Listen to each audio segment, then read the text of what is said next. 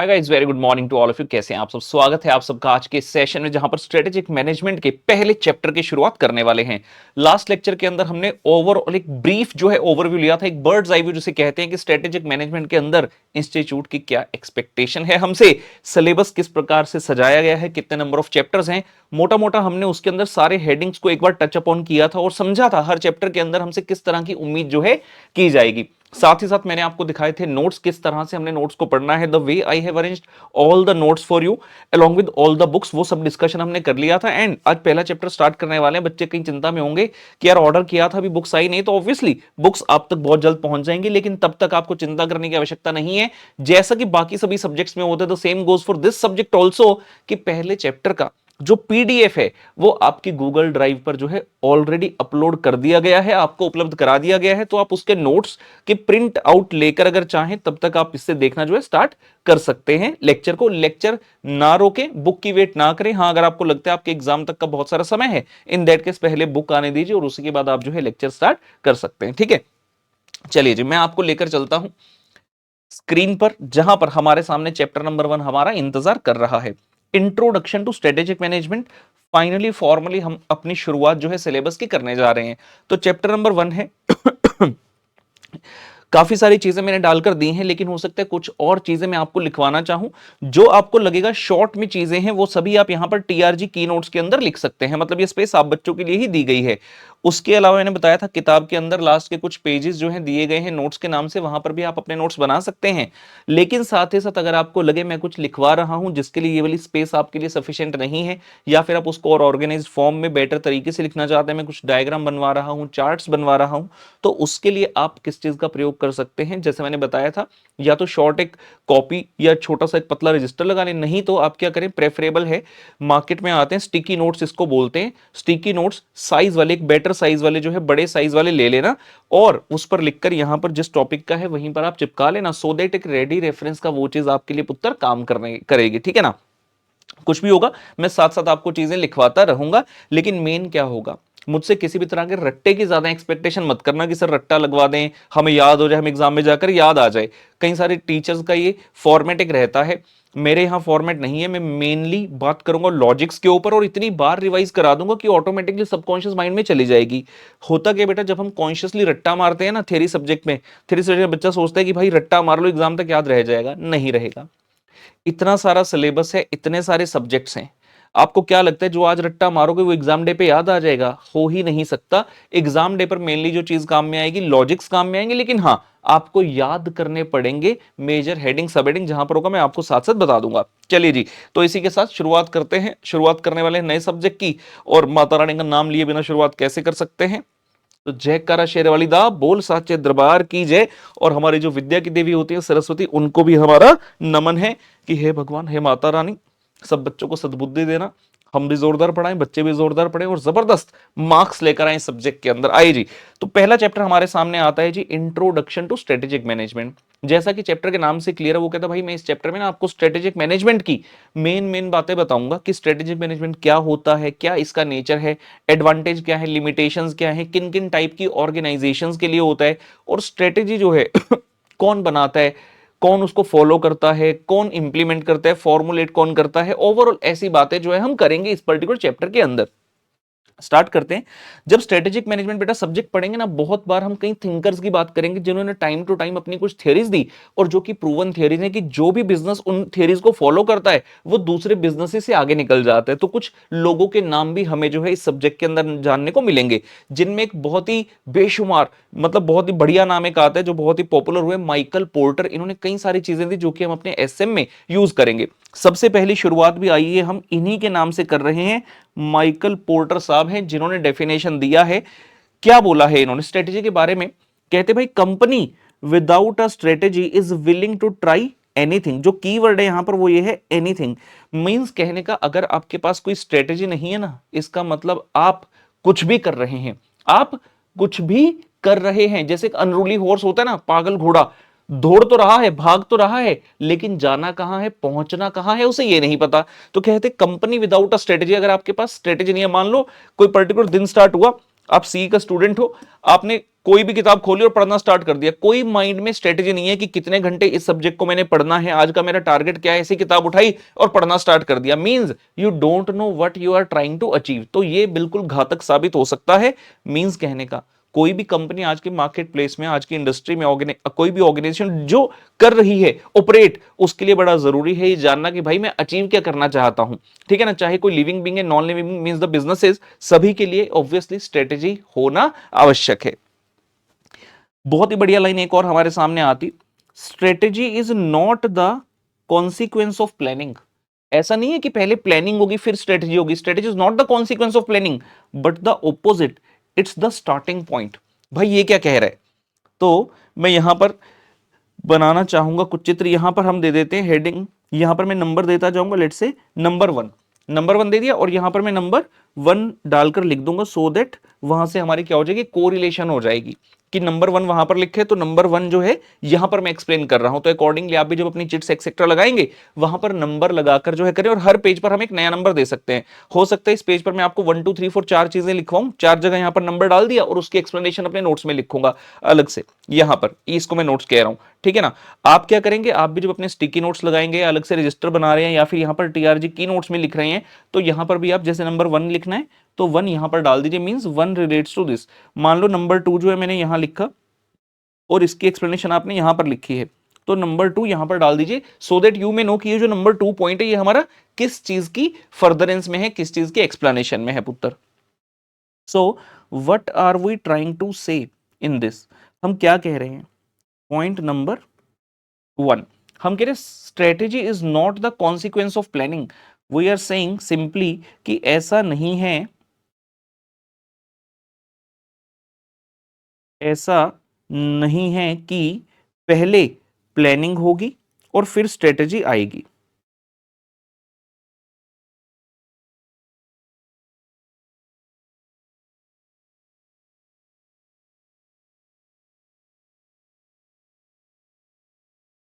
हाँ जी, हम क्या कह रहे हैं, so it says strategy is not the consequence of planning. हमें लग सकता है कि ये प्लानिंग है and strategy will follow it, planning and then strategy. तो उसने क्लियर किया this is not the case, it is the opposite, means there will be a strategy first and then there will be planning. इतनी चीज मानकर चलिए, theory subject है, exam में जितने नंबर बटोरने हैं वो आपके हाथ में, it simply depends upon how you present your paper. जितना बढ़िया तरीके से प्रेजेंट करोगे उतने ही बढ़िया नंबर जो है आपको पुत्र मिलेंगे। So you have to take very very important care with respect to the presentation. अब एग्जाम में मान लो आ गया स्ट्रेटेजी और प्लानिंग के बारे में लिखना, हम ये चित्र बनाएंगे, टीचर देखकर ही समझ जाएगा, हमें इंग्लिश से बयां करने की आवश्यकता ही नहीं है। अब कई बच्चों के मन में तो ये सवाल आ रहा होगा, सर ये आपने लिखा है प्लानिंग, ये लिखा है स्ट्रेटेजी, ये दोनों तो एक ही होते हैं ना, आप इनको अलग क्यों कह रहे हो। किसी लेमैन के लिए ये दोनों सेम हो सकते हैं, लेकिन जब हम सब्जेक्ट की स्टडी कर रहे हैं स्ट्रेटेजिक मैनेजमेंट स्पेसिफिकली, तो हमारे लिए दोनों वर्ड का मतलब एक नहीं है। प्लानिंग का मतलब क्या होता है, एडवांस में चीजों को समझ लेना। मान लीजिए एक प्रोजेक्ट है, तो हमने उस प्रोजेक्ट के बारे में ना डिटेल टाइमलाइन बना दी कि यार ये वाला जो प्रोजेक्ट है ना मुझे इतने समय में खत्म करना है 4 महीने की डेडलाइन दे दी, इस पर्टिकुलर प्रोजेक्ट पर मुझे इतने रुपए जो है खर्च करने हैं, इस प्रोजेक्ट पर ये लोग काम करेंगे, ये इनकी रिस्पॉन्सिबिलिटी होगी, हो गया प्लान। स्ट्रेटेजी इस चीज की बात नहीं करता। प्लानिंग क्या है, सिर्फ आपने चीजें बनाकर छोड़ दिया, गोल या ऑब्जेक्टिव अचीव हो उसकी बात कर ही नहीं रहे। स्ट्रेटेजी कहती है भाई ऐसे नहीं होता, स्ट्रेटेजी अपने ऊपर एक रिस्पॉन्सिबिलिटी लेकर चल रहा है कि मेरा काम सिर्फ ये नहीं है बताना कि ये कर देना वो कर देना, I have to make sure that जो भी हमारा गोल है वो अचीव हो जाए। और हम कह रहे हैं कि स्ट्रेटेजी प्लानिंग से पहले आता है। इसका भी एग्जाम्पल दूंगा आपको, पहले जो मैंने लाइन बोली मैं वो लिखना चाहूंगा, उसके बाद बता दूं आपको स्ट्रेटेजी पहले कैसे आती है और प्लानिंग बाद में कैसे। सो ये बिल्कुल बेसिक है, मैं बहुत ज्यादा चीजें आपको एक्स्ट्रा लिखवाऊंगा नहीं क्योंकि बुक में ऑलरेडी बहुत कुछ लिखा हुआ है। लेकिन प्लानिंग और स्ट्रेटेजी ये एक ऐसी चीज है जिसमें हर बच्चा सोचता है क्या इसमें क्या फर्क है, भाई ये तो सेम ही है।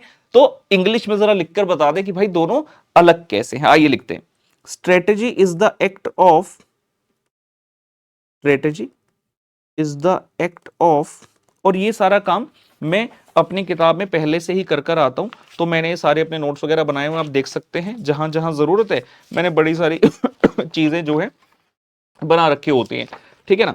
So you need not worry at all. मैं जब भी लेक्चर में आता हूँ, चाहे वो मेरे बाकी बच्चे जानते हैं जो प्रैक्टिकल सब्जेक्ट भी पढ़ते हैं मुझसे, कि एक कॉन्सेप्ट शीट मेरे साथ हमेशा रहती है। हर लेक्चर से पहले आई हैव टू डिसाइड कि आज के लेक्चर की बाउंड्री क्या रहने वाली है, मुझे क्या चीज पढ़ानी है, साथ में क्या क्या चीजें उसके सपोर्टिंग रोल में रहने वाली हैं। जब प्रैक्टिकल करते हैं तो क्लास पजल में कौन कौन सा क्वेश्चन किस कॉन्सेप्ट को रिलेट करता है जो आज कराना है, और उससे संबंधित होमवर्क का कौन कौन सा क्वेश्चन रिलेट करता है, right. So you are doing in a good manner, बस मुझे फॉलो करते रहिए। मेहनत सारी मैं कर लूंगा, आप बस मुझे फॉलो करके जो कॉन्सिक्वेंशियल मेहनत है वो करते रहिएगा। हाँ जी, strategy is the act of making an integrated set of choices. Strategy is the act of making an integrated set of choices which positions an organization to win, which positions an organization to win. Strategy is the act of making an integrated set of choices which positions an organization to win, while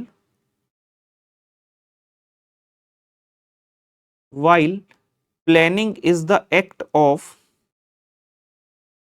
laying out projects. Planning is the act of laying out projects with timelines, deliverables. Timeline क्या रहेगी, कब delivery करनी है project की, budgets कितने पैसे involve होंगे, and responsibilities कौन कौन किस किस काम के लिए रिस्पॉन्सिबल होगा। हमने एक बिजनेस कंसर्न के हिसाब से ही प्लानिंग का भी डेफिनेशन बनाया है। शॉर्ट फॉर्म में तो प्लानिंग का मतलब बता ही दिया आपको, लेकिन अगर किसी बिजनेस पॉइंट ऑफ व्यू से सोचें तो प्लानिंग और स्ट्रेटजी का क्या मतलब है।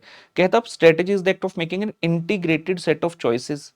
इंटीग्रेटेड का मतलब कोऑर्डिनेटेड, हम सिर्फ एक चीज नहीं देख रहे, ओवरऑल की बात कर रहे हैं कि किस प्रकार से कोऑर्डिनेशन होगा, इंटीग्रेशन होगा, which positions an organisation to win. और हमारा मेन मकसद क्या है कि ऑर्गेनाइजेशन जीत जाए, जो गोल जो ऑब्जेक्टिव है वो अचीव हो जाए। विन का मतलब क्या है, आप कब कहोगे कि भाई मैं विन कर गया, जब आपका एग्जाम पास हो जाएगा, आपका ग्रुप पास हो गया, आपका सी एंटर पास होगा, आपको यस आई हैव वन, तो ये हमारा गोल ऑब्जेक्टिव था। लेकिन प्लानिंग शॉर्ट रेंज की बात करता है, प्लानिंग का एरिया ही अलग है। Planning is the act of laying out the project, कि भाई ये ना प्रोजेक्ट है, हमें ये करना है, किस टाइमलाइन में करना है, डिलीवरेबल, मान लीजिए मैं एक ऑर्गेनाइजेशन हूं, सॉफ्टवेयर बनाता हूं क्लाइंट के लिए, तो कब तक मुझे डिलीवरी करनी है, बजट्स कितने पैसे इन्वॉल्व होंगे, एंड रिस्पॉन्सिबिलिटी कौन कौन सी टीम और कौन कौन सी टीम का कौन कौन सा मेंबर इसके लिए रिस्पॉन्सिबल रहेगा। प्लानिंग इसकी बात करता है, simple as that. Strategy planning से एक कदम आगे है।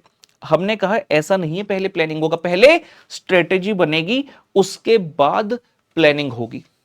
केजीएफ 2018 में मूवी आई थी जी, केजीएफ, सलाम रॉकी भाई, सलाम रॉकी भाई। हाँ जी, तो रॉकी था, उसको गोल्ड माइंस चाहिए थी, उसको गोल्ड माइंस चाहिए थी। उसने क्या किया, पहले तो मुंबई में था, वहां से उसको बेंगलोर लाया गया, और बेंगलोर में जाकर उसे पता चला कि ये जो सारा सोना है ये कोलार गोल्ड फील्ड से आता है। तो अब उसका मकसद ये बना कि यार मुझे उसको हथियाना है। तो सबसे पहले एज अ स्ट्रेटेजी उसका काम क्या था, पहला जो कदम उसने रखा कि he has to reach anyhow to the gold mine, that was the strategy. Strategy का मतलब क्या है, योजना, योजना बनाना। जितने भी ग्रंथ उठाकर देख लो, रामायण हुई, महाभारत हुई, जब जब जरूरत पड़ी तो सबने योजना ही बनाई है किसी भी विकट परिस्थिति से बाहर निकलने के लिए। तो आज भी तो हम यही कह रहे हैं, बिजनेसमैन के सामने तो हर रोज एक नई परिस्थिति है विकट, जहां पर कॉम्पिटिटर आपसे कंपीट करके आपसे आगे निकलने में लगा हुआ है, तो हमें योजना बनानी है। तो रॉकी भाई ने योजना बनाई कि किसी भी तरह पहले मुझे लैंड होना है, कहां, कोलार गोल्ड फील्ड में। एक बार स्ट्रेटेजिकली मैं वहां पहुंच गया, फिर मैं प्लानिंग करूंगा कि आगे मुझे किस तरह से बढ़ना है। तो सबसे पहला जो स्टेप होगा वो हमेशा स्ट्रेटेजिकल स्टेप होगा, वो हमेशा स्ट्रेटेजी होगा। प्लानिंग विल फॉलो दैट, ना कि स्ट्रेटेजी फॉलोज प्लानिंग, राइट। तो यहां से हमें ये चीज समझ में आई है। आइए उसके बाद, ठीक है ना, ये डेफिनेशन किन्होंने दिया, अंकल जी का नाम भूल जाओ तो भी कोई दिक्कत नहीं है, हेनरी मिंट्सबर्ग ने ये वाली चीज कही थी जो हमने अभी भी पढ़ी प्लानिंग और स्ट्रेटेजी के बारे में। इंट्रोडक्शन टू स्ट्रेटेजिक मैनेजमेंट जो हमारा चैप्टर है, इसके अंदर कुल मिलाकर हमारे पास आने वाले हैं पुत्र 5 topics. Meaning and nature of strategic management, concept of strategy, strategic management का importance and limitation, strategic intent जहां पर हम vision, mission, goal, objective, values के बारे में पढ़ेंगे, और अंत में आ जाएगा स्ट्रेटेजिक लेवल्स इन ऑर्गेनाइजेशन। ऐसा जरूरी नहीं है कि इनको इसी हायरार्की में पढ़ना है। कई बार होगा कि कोई टॉपिक, मान लो टॉपिक नंबर 1 या टॉपिक नंबर 2 टॉपिक 4 या 5 से कनेक्टेड है, तो we will jump over that. लेकिन हाँ, इतना श्योर है कि हम एक बार में एक चैप्टर को खत्म करेंगे, उसके बाद ही सेकंड पर जाएंगे। बहुत सारे लोग क्या करते हैं, सब्जेक्ट, पूरे सब्जेक्ट में से कोई भी टॉपिक उठाया उसको पढ़ाना स्टार्ट कर देते हैं, चैप्टर भी नहीं, किसी चैप्टर का कोई टॉपिक उठा लिया, फिर किसी और चैप्टर का कोई टॉपिक। तो मैं ऐसा नहीं करूंगा। हम बिल्कुल एक सिस्टमैटिक मैनर में जाएंगे, जैसा आपको पता है, जैसा प्रैक्टिकल में भी रहता है, एक सिस्टमैटिक मैनर में जाएंगे, टॉपिक बाय टॉपिक समझते चलेंगे और उसमें अपनी निपुणता बनाते चलेंगे। ठीक है जी। तो 5 हेड है, मतलब इस तरह के 5 हेडिंग आपके सामने इस चैप्टर के अंदर पुत्र आने वाले हैं। तो हमारे सामने सबसे पहले आ रहा है जी, meaning and nature of strategic management. Exam में बड़े ही सिंपली वो पूछ सकते हैं, भाई स्ट्रेटेजिक मैनेजमेंट के बारे में बताओ, 3 मार्क्स 2 मार्क्स में आपसे पूछ लेगा। तो समझते हैं, 2 वर्ड हैं इसके अंदर, स्ट्रेटेजिक और मैनेजमेंट है। पहले हम समझ रहे हैं मैनेजमेंट, मैंने क्या सिखाया था, इस ये मेन हेड हो गया, इसके अंदर जो रेड कलर होगा वो सब हेड होगा। तो यहां पर ये है इसका सब हेड, इसके अंदर जो आपको ये पॉइंट्स दिख रहे हैं ये इसके सब हेड हैं। ये A1, ए के अंदर ग्रीन जो लाइट ब्लू कलर का बैकग्राउंड है, और ये हो गया पुत्र A2। आगे बढ़ा, यहां पर स्ट्रेटेजिक मैनेजमेंट फिर से रेड कलर का हेडिंग है, मतलब इट इज B। तो इस टॉपिक के अंदर 2 मेन सब हेड है। पहले समझ रहे हैं मैनेजमेंट का मतलब क्या है, स्ट्रेटेजी का तो सीख लिया है और आगे भी सीखेंगे, कॉन्सेप्ट ऑफ स्ट्रेटेजी आ ही रहा है। फिर ओवरऑल स्ट्रेटेजिक मैनेजमेंट का क्या मतलब है वो यहां से हम पढ़ लेंगे। आइए जी, लेट्स सी दिस। कहते जी सबसे पहले understanding the term management. Management वैसे तो सबको पता होगा, आपको कि मैनेजमेंट में क्या है भाई, मैनेजमेंट का मतलब है मैनेज करना, to get the things done. Business study में सबने पढ़ा हुआ है, सबको आता है। लेकिन हमें अब स्ट्रेटेजिक मैनेजमेंट के हिसाब से पढ़ना है। इंस्टीट्यूट ने आपके मॉड्यूल में 2 पॉइंट अगर बनाए हैं, हमें उसी के तहत रहते हुए इस चीज को समेटना है। एग्जाम में अगर आए तो हमें यही लिखना होगा, मतलब इन्हीं टॉपिक्स के अराउंड बात करनी होगी। लैंग्वेज आपकी हो सकती है, लेकिन अगर इस टॉपिक से हटकर जनरल बात करेंगे तो नंबर नहीं मिलेंगे, right. So it is very important to understand in the same manner as the institute wants it. Meaning and nature of strategic management. कहते जी the term management is used in 2 sense. तो 2 तरह से बात कर सकते हैं मैनेजमेंट की। सबसे पहले की ग्रुप इन द ऑर्गेनाइजेशन, बिना पढ़े ही हमें समझ आ गया कि यहां पर ये कहेगा किसी भी ऑर्गेनाइजेशन के अंदर जो मैनेजमेंट है वो की ग्रुप है, जिसके पास पावर है सब प्रकार के डिसीजंस लेने की, and everybody else in the organisation has to just follow that. आइए देखते हैं। कहते जी management is a key group in an organisation in charge of its affairs. In charge of its affairs, किसके अफेयर्स, ऑर्गेनाइजेशन के अफेयर्स का जो इंचार्ज है उसका नाम रख दिया management. It says management is the chief organ entrusted with the task of making it a purposeful and the productive entity. Purposeful and productive entity कहता उसको बनाने की जिम्मेवारी है मैनेजमेंट के ऊपर। हम सब जानते हैं organisation is an artificial entity. Organisation तो आर्टिफिशियल एंटिटी है, उसको क्या पता क्या करना है, तो उसको प्रोडक्टिव कौन बनाएगा, management will ensure that it becomes a productive entity, it becomes a purposeful so that it may have certain purposes. जैसे एक नेचुरल ह्यूमन बीइंग के भाई पर्पस है कि अपना ये गोल है लाइफ में, ये चीज अचीव करनी है। सिमिलरली ऑर्गेनाइजेशन क्यों बनाई, so that I can achieve something. क्या अचीव करना है, पर्पस क्या है तुम्हारा, मैनेजमेंट डिसाइड करेगी। एंड उस पर्पस को अचीव करने के लिए you will have to be productive, otherwise race में पीछे रह जाओगे। तो कहते हैं ये मैनेजमेंट का काम है। ये करेंगे कैसे, कहते हैं आप बनाओगे कैसे इसे पर्पसफुल और प्रोडक्टिव। आइए देखें, by undertaking the task of bringing together and integrating the disorganized resources of manpower, money, material, technology which are then combined into a functioning whole। क्या कहने की कोशिश यहां पर की जा रही है, कहता जी इंटीग्रेट करेंगे किसको, disorganised resources, bringing together manpower, money, material and technology. Organisation के पास भैया रिसोर्सेज तो सारे हैं, कहते हैं मैन पावर भी है, लोग हैं काम करने के लिए, मनी मतलब पैसे की कोई दिक्कत नहीं, मटेरियल सारा है, टेक्नोलॉजी भी है। क्या सिर्फ इन सभी चीजों के होने से आप आगे बढ़ सकते हो, by the time you do not know how to use the resources आप कर कुछ नहीं सकते। जब तक आपके पास ऐसा दिमाग ना हो जो कि इन रिसोर्सेज को कंबाइन कर सके, ये आपके किसी भी काम का नहीं है। We have seen lot of business empire जिनके पास सब कुछ था फिर भी वो डूब गए, क्योंकि वहां मैनेजमेंट ऐसी नहीं थी जो कि इन डिसऑर्गेनाइज्ड रिसोर्सेज को कंबाइन कर सके। डिसऑर्गेनाइज का मतलब क्या है कि आपस में सब अलग अलग पड़े हैं, मैन, मटेरियल, अपना टेक्नोलॉजी एंड मनी, ये सब अलग अलग पड़ा है। इन सब डिसऑर्गेनाइज सोर्सेज को कंबाइन करके एक साथ लाना, वर्ड लिखा है ब्रिंगिंग टुगेदर, आपको इन सबको एक साथ लेकर आना पड़ेगा। And which are then combined into a functioning whole, और फिर इनसे मिलकर हम फंक्शनिंग अपनी स्टार्ट करते हैं, जहां पर सभी एक कॉमन सेंस के साथ, एक कॉमन पर्पस के साथ काम कर रहे हैं, so as to achieve the objective of the organisation. तो ये कौन करेगा? ये काम है मैनेजमेंट का। Then it says management systematically mobilizes and utilizes the diverse resources efficiently and effectively. Okay, क्या कह रहे हैं? Management systematically mobilises and utilises the diverse resources, जितने भी आपके पास रिसोर्सेज हैं उन सबको मोबाइल का मतलब है अपनी ऑर्गेनाइजेशन तक पहुंचाना।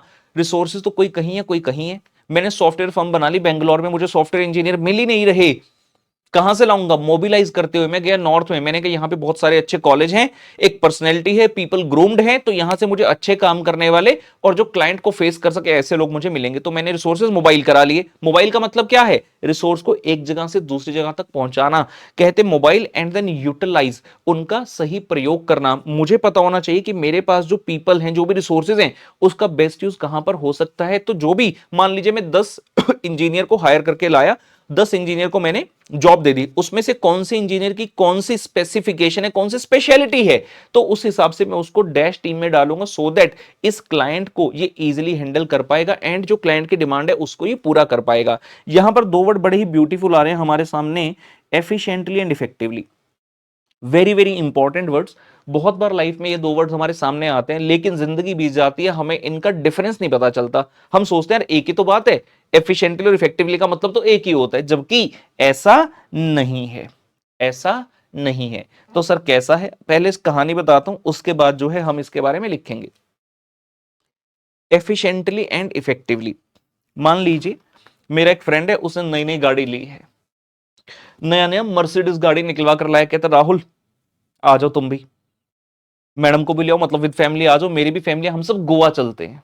मैंने कहा ठीक है। मैंने कहा पहले कभी गोवा गया गाड़ी से? कह रहा नहीं। वेट कर रहा था जिंदगी में मर्सिडीज कब आएगी और तब मैं गोवा जाऊंगा गाड़ी चलाकर। मैंने कहा ठीक है। मैंने कहा गूगल मैप वगैरह लगा लेते हैं। कहता नहीं भाई, भरोसा रख, गोवा जाने का बहुत समय से मूड था, मेरे माइंड में सब क्लियर है, कौन कौन सी रोड पकड़नी है और आजकल साइन बोर्ड लगे हो तो मैं उसको फॉलो करते हुए चला जाऊंगा। मैंने कहा ठीक है भाई। गाड़ी स्टार्ट हुई, गोवा का पुणे से डिस्टेंस लगाते हैं, मतलब कितना समय लगता है, पुणे से अप्रोक्सीमेटली 9 घंटे के आसपास में आप गोवा जो है टच कर सकते हैं, इजीली आप अपने डेस्टिनेशन पर पहुंच सकते हैं। गाड़ी स्टार्ट की, चलते रहे 11 घंटे बीत गए, अभी तक हम अपनी डेस्टिनेशन पर नहीं पहुंच पाए। मैंने कहा भाई ऐसे नहीं मिलेगा, जिस रिजॉर्ट में जिस होटल में जाना है गूगल मैप लगा ही लेते हैं। तो मैंने जबरदस्ती लगाकर उसको बोला ये रहा, अब तू पहुंच। तो 11.5 घंटे के बाद हम पहुंचे। 11.5 घंटे के बाद हम अपनी डेस्टिनेशन पर पहुंचे। क्या कहूं, जो फ्रेंड था वो नॉन एफिशिएंट था या नॉन इफेक्टिव था? आंसर है he was non effective. Effective का मतलब होता है जो चाह रहे हो, जो करना सोच रहे हो, जो चाह रहे हो करना, वो हो जाए उसी समय में, उसी के आसपास, तो हम कहेंगे कि ये इफेक्टिवली काम नहीं हुआ। इसी एग्जांपल में बढ़ेंगे। मैंने कहा तेरी गाड़ी मर्सिडीज है, एवरेज तो बहुत कम होगी। कहता नहीं नहीं यार, ऐसे ना लोगों ने अफवाह फैलाई हुई है, इतनी महंगी गाड़ी है, एवरेज इतनी भी कम नहीं होती। कहता शोरूम वालों ने क्या कर दिया, हाईवे पर तो ये मेरे को 16 से 17 की एवरेज दे देगी। मैंने कहा ठीक है भाई, 16-17 की एवरेज देगी। गाड़ी में रास्ते में 2 बार हमें फ्यूल जो है भरवाना पड़ा वापस, और देखा कि गाड़ी की एवरेज जो आई है वो आई है मात्र 9 किलोमीटर पर लीटर की एवरेज आई है। मतलब जितने फ्यूल के अंदर हमें लग रहा था कार हमारी गोवा तक पहुंच जाएगी, उतने फ्यूल में पहुंच ही नहीं पाई, ये तो फ्यूल ज्यादा लग गया। मतलब एफिशिएंसी नहीं है गाड़ी की, जो हमने सोची थी उतनी एफिशिएंसी नहीं है। समझ रहे हो? तो दोनों चीजों में फर्क है, effectiveness and the efficiency. Effect मैं लिखवाऊंगा, आराम से सुनते जाइए, पहले लिखने का समय दूंगा, लिखवाऊंगा भी। इफेक्टिवनेस का मतलब होता है doing the right thing, doing the right thing, सही चीज को करना। और एफिशिएंसी का मतलब होता है डूइंग द थिंग्स राइट, कि जो कर रहे हो उसे सही तरीके से करना। दोनों में बड़ा फर्क है। आइए लिखते हैं और साथ साथ और बातचीत इसके बारे में करेंगे। मैं वापस यहां पर आ जाता हूं। I will write over here point number 2। हम बात कर रहे हैं एफिशिएंसी और इफेक्टिवनेस की। सो नंबर 2, चीजें बहुत हैं इसके बारे में, देखता हूं आपको कितना लिखवाकर जो है हो जाएगा।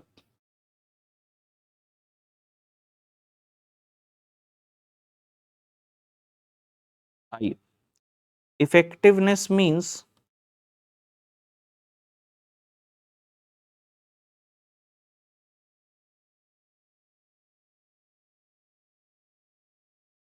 doing the right things. Effectiveness means doing the right things. And efficiency means Puttar, doing the things right. Efficiency means doing the things right. That is in most economical way. That is in most economical way.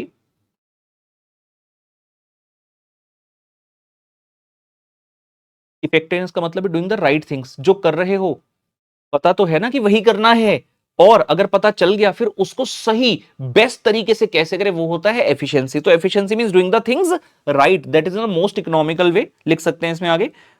Meaning thereby that meaning thereby to do it with minimum wastage of time, meaning thereby to do it with minimum wastage of time and optimum use of resources and optimum use of resources, ये मतलब है इसका। तो दोनों चीजें absolutely clear होनी चाहिए। Effectiveness का मतलब क्या, डूइंग द राइट थिंग्स, मतलब जो अचीव करना चाहते हो क्या वही कर रहे हो, एक बार समझ में आ गया कि हाँ यही कर रहे हैं, उसको बेस्ट तरीके से किस तरह कर सकते हो, उसको बोलते हैं एफिशिएंसी। कुछ चीजें ऐसी होंगी जो आपको लगेगा कि यार सर जो ये बोल रहे हैं क्या मैं ये भी लिख लूं जो हिंदी में बोला, हाँ जी लिख लीजिए, सो दैट रिवीजन के समय पर आपको कहीं पर भी लॉजिक में डाउट ना आए। The things should be absolutely clear to us.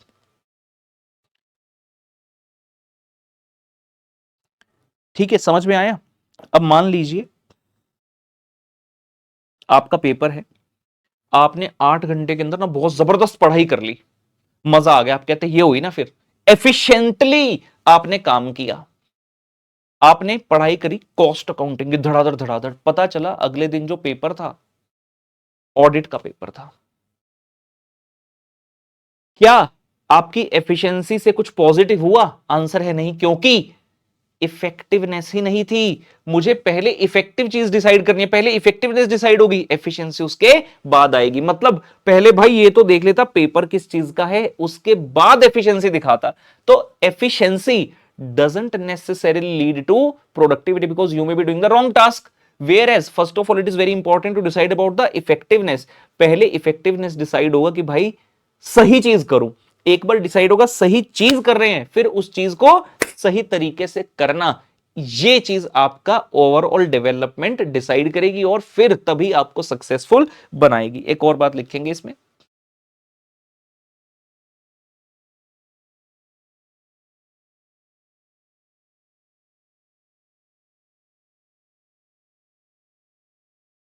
Being effective leads to increased productivity. Being effective leads to increased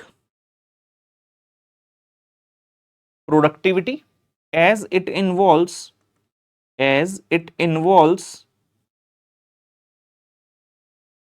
identifying as it involves identifying the most important tasks as it involves identifying the most important tasks and doing them first। Being effective मतलब सबसे पहले जो भी activities है पहचानो कि सबसे पहले मुझे कौन सी करनी है, कौन सी जरूरी है, तो प्रोडक्टिविटी आपकी बढ़ेगी, और उसके बाद एफिशिएंसी से काम करना है। So efficiency doesn't necessarily lead to productivity. Efficiency doesn't necessarily lead to productivity as as you may be doing as you may be doing the wrong tasks first, as you may be doing the wrong tasks first। हो सकता है जो task बाद में होनी चाहिए थे आप उसे पहले करने लगे, जैसे मैंने कहा आपको पढ़ना था ऑडिट, पढ़ने लग गए कॉस्ट। तो इफेक्टिवनेस पहले आएगी, एफिशिएंसी बाद में आएगी। इस बारे में आगे भी किसी चैप्टर में हमें जानने को मिलेगा, इसकी आगे भी चर्चा होगी। लेकिन अभी के लिए जब यहां पर आ गई है टर्म तो हम अभी उसको समझ लेंगे ना, बाद के लिए क्यों छोड़ेंगे, बाद में समय बचा लेंगे, हम कहेंगे हम इसे पढ़कर आ गए। तो वी आर सेइंग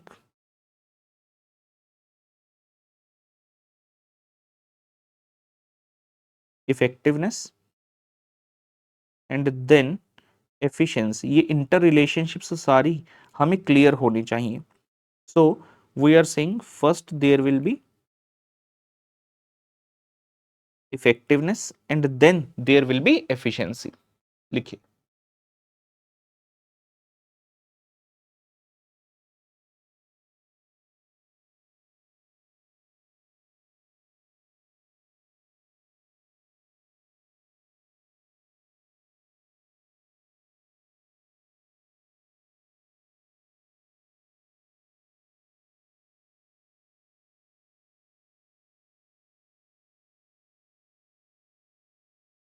आइए जी बढ़ते हैं आगे। सो एफिशिएंसी इफेक्टिवनेस तो समझ में आ गया, आगे देखते हैं क्या लिखते हैं। कहते the survival and success of an organisation depends to a large extent on the competence and the character of its management. Obvious सी बात है, हम कह रहे हैं कि मैनेजमेंट टॉप पर बैठी है, यही सब कुछ कर रही है, बाकी का जो काम रह जाएगा वो ऑपरेशनल नेचर का है, छोटे लोग जो नीचे लेवल के लोग हैं वो भी कर सकते हैं। तो किसी भी ऑर्गेनाइजेशन का सक्सेस होना, सर्वाइव करना मेनली डिपेंड करता है आपके मैनेजमेंट के ऊपर। रिलायंस इंडस्ट्रीज धीरू भाई अंबानी के द्वारा स्थापित की गई, बंटवारा हो गया, अनिल अंबानी साहब को कुछ मिला, मुकेश अंबानी साहब को कुछ मिल गया। अनिल अंबानी जी को जो चीजें मिली वो फ्यूचर ओरिएंटेड थी, जिनका बहुत ज्यादा स्कोप था, जबरदस्त था। सभी को लग रहा था कि अनिल अंबानी मुकेश अंबानी से बहुत आगे निकल जाएगा, और ऐसा हुआ भी, ऐसा हुआ भी। टिल 2008 अनिल अंबानी मुकेश अंबानी से बहुत आगे रहे, वेल्थ के मामले में, बिजनेस के मामले में, the way the business was being done उसके मामले में। और मुकेश अंबानी लिस्ट में बहुत नीचे थे, अनिल अंबानी बहुत आगे थे। लेकिन जैसा कहते हैं कि आपकी मैनेजमेंट का कैरेक्टर कैसा है, कॉम्पिटेंस कैसी है, हम कहते हैं कि you always have to be, don't have to think about the short run but about the long run. तो जो मुकेश अंबानी साहब थे उन्होंने प्रूव किया कि वो लंबी रेस के घोड़े हैं। शॉर्ट टर्म में क्या बेनिफिट आ रहा है क्या नहीं आ रहा उससे उन्हें कोई लेना देना नहीं था। He wanted to have the organisation with a vision. तो उनका एक विजन था कि मुझे लॉन्ग टर्म तक सक्सेस को जो है अपने पास रखना है, सर्वाइव करना इन the long run, not for the short run.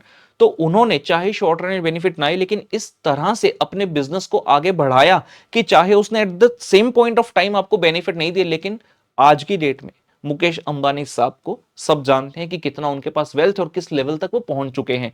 तो हमारे पास रियल लाइफ जीता जाता एग्जांपल है कि रिसोर्सेज एक्सेट्रा होने से कुछ नहीं होता, आपकी मैनेजमेंट के ऊपर काफी निर्भर करता है कि आप किस लेवल तक पहुंच सकते हैं। आइए जी, ये तो हो गया first sense, understanding the term management की ग्रुप इन द ऑर्गेनाइजेशन। दूसरा सेंस क्या है? दूसरा सेंस है carrying out inter related functions and processes. इसका क्या मतलब है आइए देखते हैं। The term management is also used with reference to a set of interrelated functions and processes carried out by the management of an organization. The key group of individual mentioned, ठीक है, main क्या है यहां पर आते हैं। हो सकता है बहुत सारी लाइंस जो होंगी वो इररेलेवेंट हो, हमें मेन चीज पर फोकस करना है। कहते carrying out inter related functions and processes, कुछ ऐसे फंक्शंस हैं, कुछ ऐसी प्रोसेसेस हैं जो कि आपस में एक दूसरे से रिलेटेड हैं, आपने उन सबको कोऑर्डिनेट करके कैरी आउट करना है। फंक्शंस में भी like planning, organizing, directing, staffing, controlling, etc. These are wide ranging, इससे भी और ज्यादा हो सकते हैं। ये तो मेन मेन नाम आ गए ना जो बचपन से रट्टा मारते आए हैं, प्लान करना, ऑर्गेनाइज करना, फिर डायरेक्ट करना, स्टाफिंग एंड लास्ट में controlling. And closely interrelated, कहता वाइड रेंजिंग हो सकते हैं लेकिन सभी आपस में इंटर रिलेटेड हैं। Management is an influence process to make the things happen and such influence is backed by power, competence, knowledge and resources. Organisation के अंदर इतने सारे फंक्शंस हैं जिनको आपने कैरी आउट करना है और ये सभी आपस में इंटर रिलेटेड हैं। किसी भी एक चीज को ज्यादा तवज्जो नहीं दे सकते, हमें सभी को मिलाकर चलना होगा। और ये कहते कैसे पॉसिबल होगा?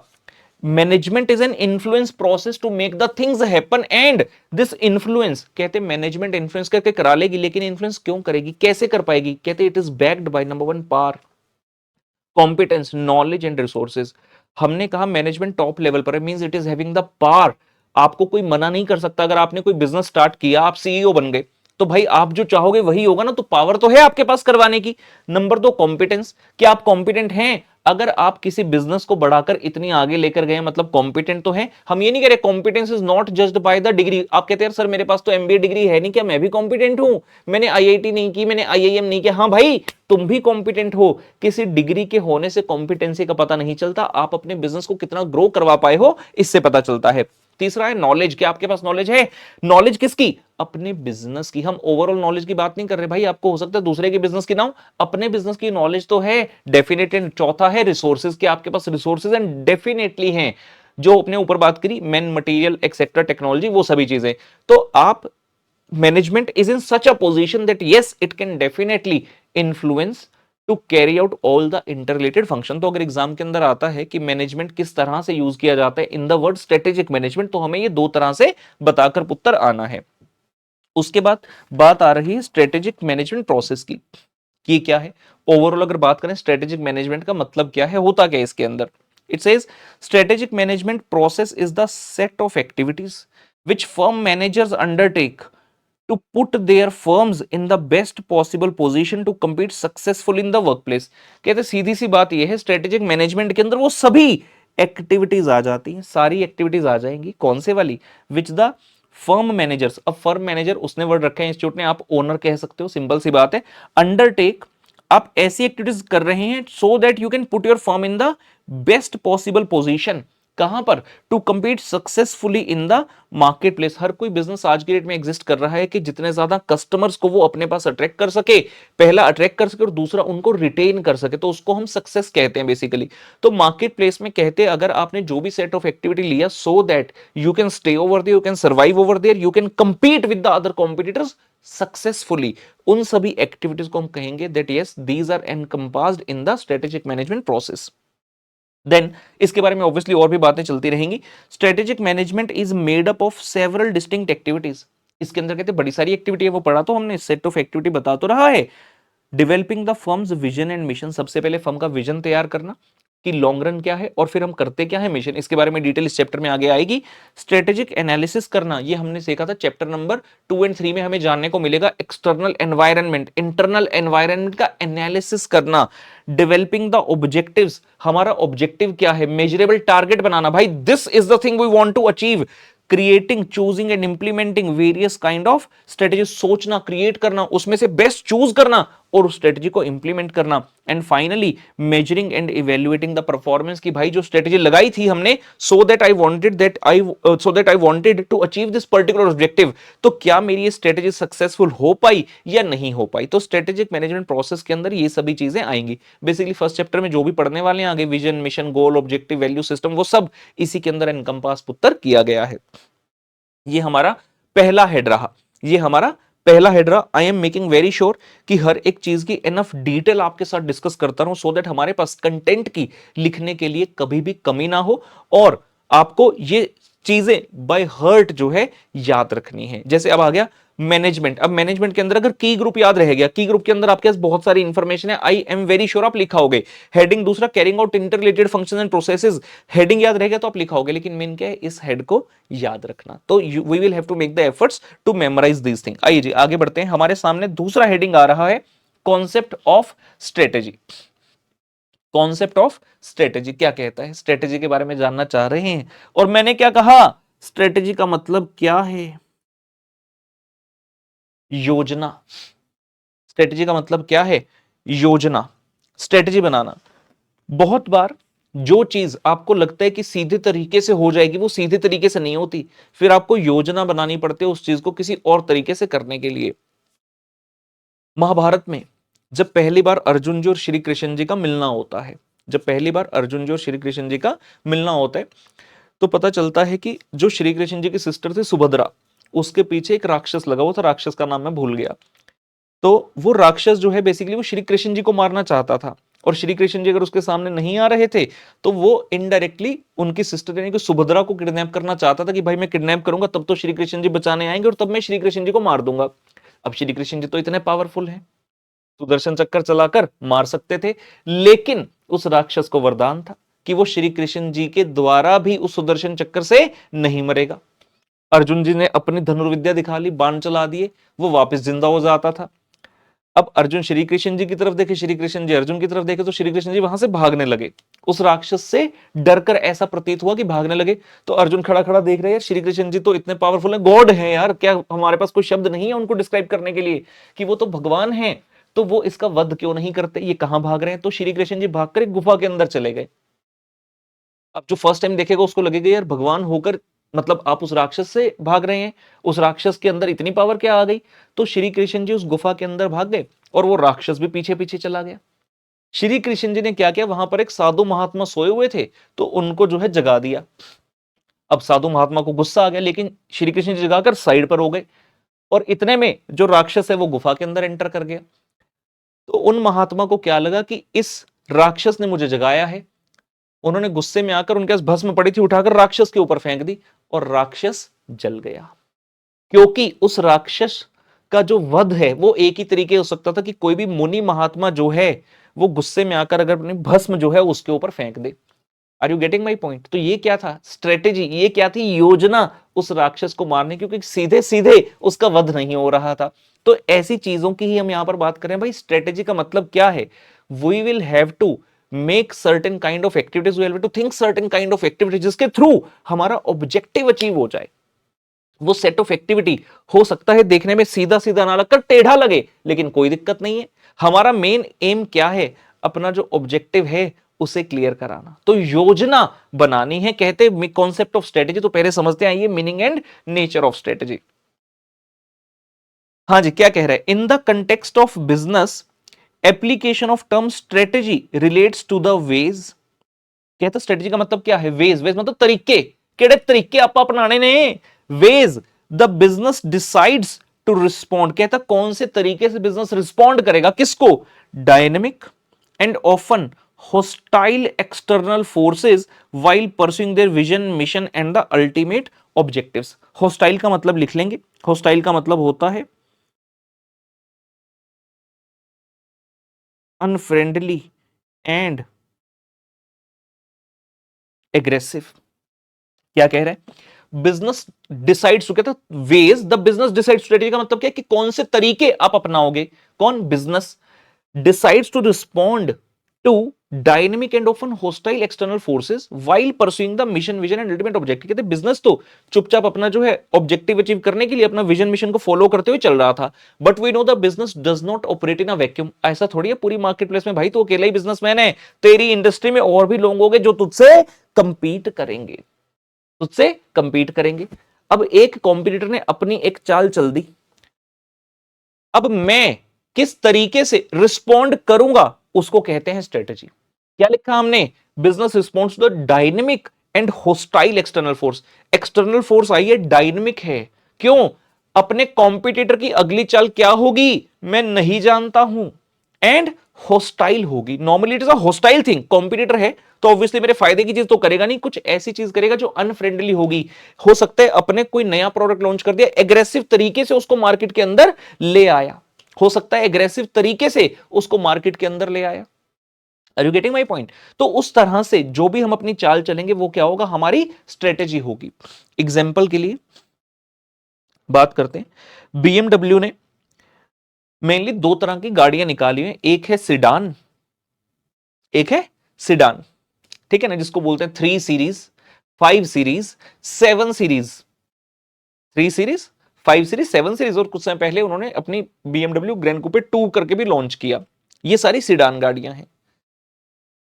उसके अलावा एसयूवीज हैं, X1 है, X3 है, X5 है, X7 है। मेनली उन्होंने क्या किया, कहते यार ये सिडान है, ये एसयूवी है, क्यों ना एक स्पोर्ट्स टाइप ऑफ चीज निकालें जिसमें सिडान की भी फील आ जाए, जिसमें एसयूवी की भी फील आ जाए। तो उन्होंने एक नई सेगमेंट निकाल दी, नाम रख दिया कूपे, कूपे।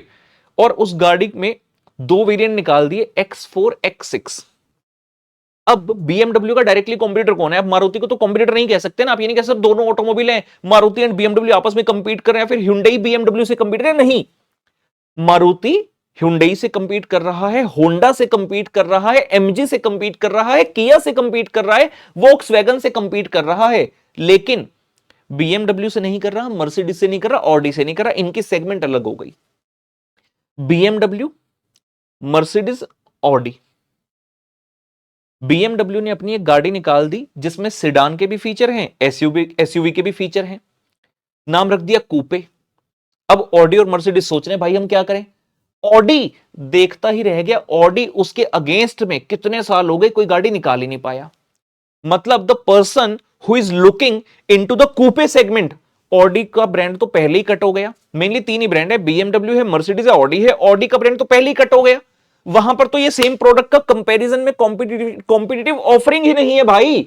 लेकिन मर्सिडीज ने क्या किया, मर्सिडीज ने जीएलसी और जीएलई कूपे निकाल दिया। मर्सिडीज ने भी अपनी सेम सेगमेंट की गाड़ी निकाल दी कूपे के नाम से, यानी कि the person who is looking to buy in the coupe segment, अब उसके पास बीएमडब्ल्यू के साथ साथ मर्सिडीज में भी ऑप्शन हो गई। Are you getting my point. हो क्या रहा है, अगर एक कॉम्पिटिटर ने अपनी चाल चली, नया प्रोडक्ट है, नया सर्विस ऑफरिंग निकाला, तो दूसरा पीछे पीछे जा रहा है, क्योंकि ये जो dynamic and external hostile forces हैं, इनको मैं रिस्पॉन्ड कैसे करता हूं, वो मेरी स्ट्रेटजी है। तो जो बीएमडब्ल्यू के कंपैरिजन में, बीएमडब्ल्यू के स्टेप के बाद मर्सिडीज ने किया, वो उसके स्ट्रेटेजी का हिस्सा बन गया। समझ में आ रही है चीज क्या हो रहा है।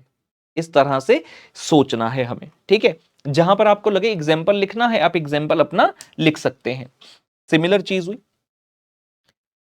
कुछ साल पहले, जियो की एंट्री हुई मार्केट में।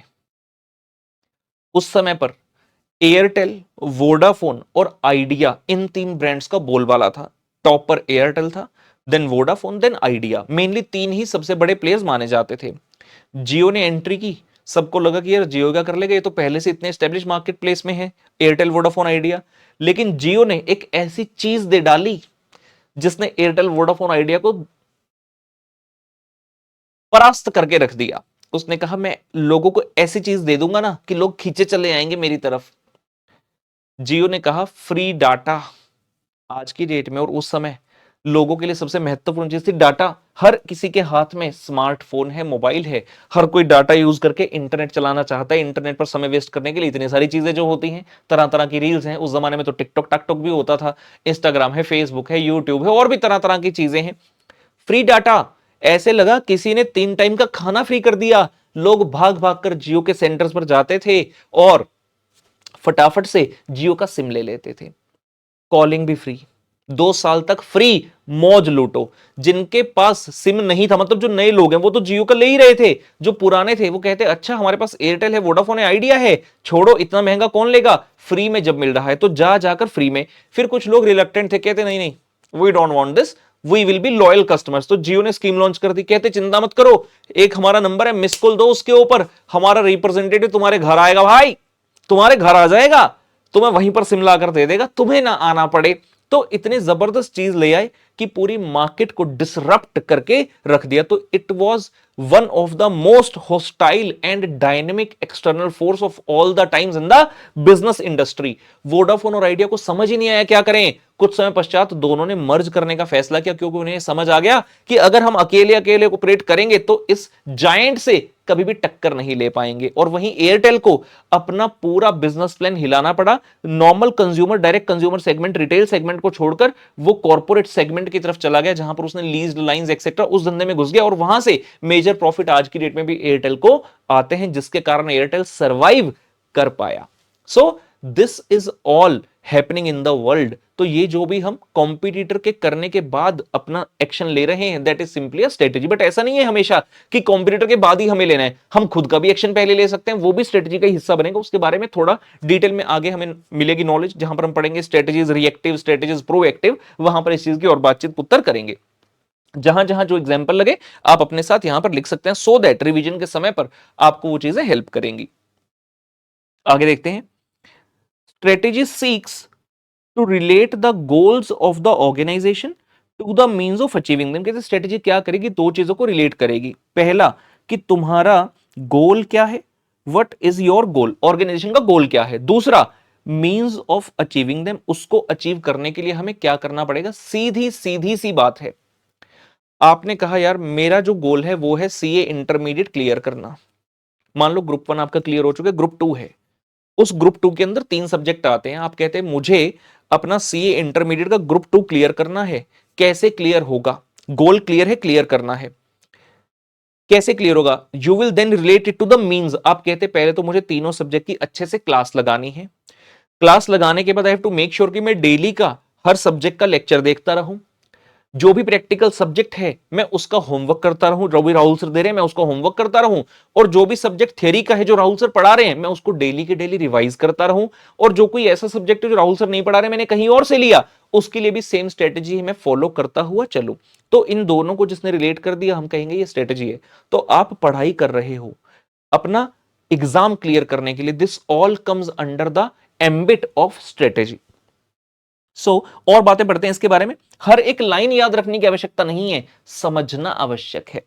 Strategy is the game plan that the management of a business uses to take the market position, conduct its operation, attract and satisfy the customers, compete successfully and achieving the organizational objective। तो कहते हैं strategy क्या है? It's nothing but a kind of a game plan, कि हमने क्या game plan बनाया, क्यों बनाया है? So that we can take the market position, market में अपने आप को पोजीशन कर सके कि भाई हम भी यहां पर बैठे हैं। अगर ऑर्गेनाइज इंडस्ट्री के अंदर 6 प्लेयर पहले से हैं, हम 7वें हैं, तो हमें ऐसा वैसा मत समझो कि हम आज आएंगे कल चले जाएंगे, नहीं, हम यहीं रहेंगे। तो अपनी पोजीशन स्ट्रॉन्ग करना इन the industry. Conduct its operation, हम अपने ऑपरेशंस कंडक्ट करेंगे उस गेम प्लान के तहत। हम अट्रैक्ट करेंगे कस्टमर को, हम सेटिस्फाई भी करेंगे कस्टमर को, हम सक्सेसफुली कंपीट करेंगे और जो हमारा ऑब्जेक्टिव है उसे अचीव करेंगे। तो जो भी हमने गेम प्लान बनाया है इस सब चीज के लिए, उसको क्या कहेंगे? स्ट्रेटेजी है। Strategy is consciously considered and flexibly designed scheme of corporate intended action. क्या बोल रहे हैं? बहुत सारे शब्द हमें मिलते जाएंगे और ये शब्द की वर्ड्स होंगे जिन्हें नहीं भूलना है। जैसे यहां पर बोल रहे हैं इट इज कॉन्शियसली कंसीडर्ड, मतलब अपने पूरे होशो हवास में हमने इसको कंसीडर किया है। फ्लेक्सिबली डिजाइन किया है, सिर्फ डिजाइन नहीं है, फ्लेक्सिबली डिजाइन किया। क्यों भाई फ्लेक्सिबली डिजाइन क्यों किया है? हमने अपनी स्ट्रेटेजी बना दी, मार्केट में उतार दी।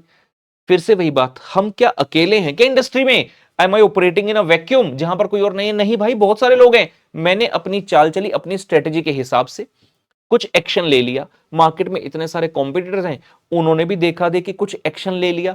अब क्या मैंने जो स्ट्रेटेजी शुरू में बनाई थी मैं सेम टू सेम वही स्ट्रेटेजी के साथ चलूं? आंसर है नहीं, मुझे अपनी स्ट्रेटेजी चेंज करनी पड़ जाएगी।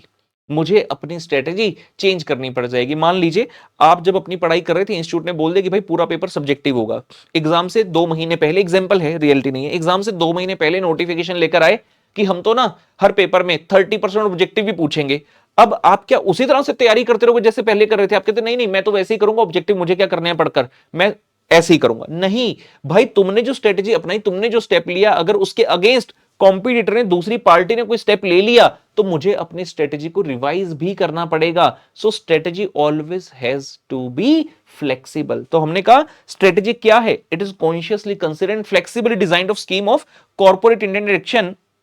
किस लिए कर रहे हैं? सेम चीज आएगी वापस से, to mobilise the resources, to direct human effort and the behaviour, to handle various problems and events, to perceive and utilise the opportunities, to meet challenges and threats for the corporate survival and success. तो ये जितने भी लाइनें हैं सब strategy के बारे में ही लिखी हैं। आपको हर एक लाइन याद रखने की जरूरत नहीं है, कीवर्ड्स याद रखिए सो दैट एग्जाम के अंदर जब आए आप अच्छा सा स्ट्रेटेजी को डिफाइन कर सकें। ठीक है ना? It is important to note, very good line, that strategy is no substitute for the sound, alert and responsible management। ऐसा मत समझ लेना कि मैनेजमेंट की तो आवश्यकता ही नहीं है, स्ट्रेटेजी सब कुछ है। स्ट्रेटेजी कौन बनाएगा भाई? मैनेजमेंट ही तो डेवलप करेगी स्ट्रेटेजी। तो स्ट्रेटेजी अपने आप नहीं बनती, you have to take the effort. अभी ऊपर पढ़ा, it is consciously considered and flexibly designed. कौन कर रहे हैं डिजाइन? हवा में हो रही है क्या? You have to take the effort. कौन? Management has to take the effort. तो management has always to be sound, alert and responsible. क्यों भाई? तुमने सिर्फ स्ट्रेटेजी बनाकर, एक रिस्पॉन्सिबल मैनेजमेंट थी, साउंड थी, बढ़िया तरीके से स्ट्रेटेजी बनाकर मार्केट में उतार दी। कहते भाई चलो अपना काम हो गया, अब हमने प्रोडक्ट लॉन्च कर दिया, अब हम बैठेंगे आराम से। ऐसे नहीं बैठ सकते, you have to be alert. Competitor ने तुम्हारे अगेंस्ट में, तुम्हारी स्ट्रेटेजी के अगेंस्ट में क्या एक्शन ले लिया, क्या तुमने ये भी जरूरत नहीं समझी जानने की? तो सिर्फ स्ट्रेटेजी बनाना एनफ नहीं है, मैनेजमेंट सभी स्टेप्स पर चाहिए, बनाते टाइम भी, एंड बार बार उसको फ्लेक्सिबल जो डिजाइन आपने किया था उसमें बार बार चेंजेस करने के लिए भी मैनेजमेंट की जरूरत पड़ेगी। बहुत ही जबरदस्त, बहुत ही अच्छी लाइन रहेगी।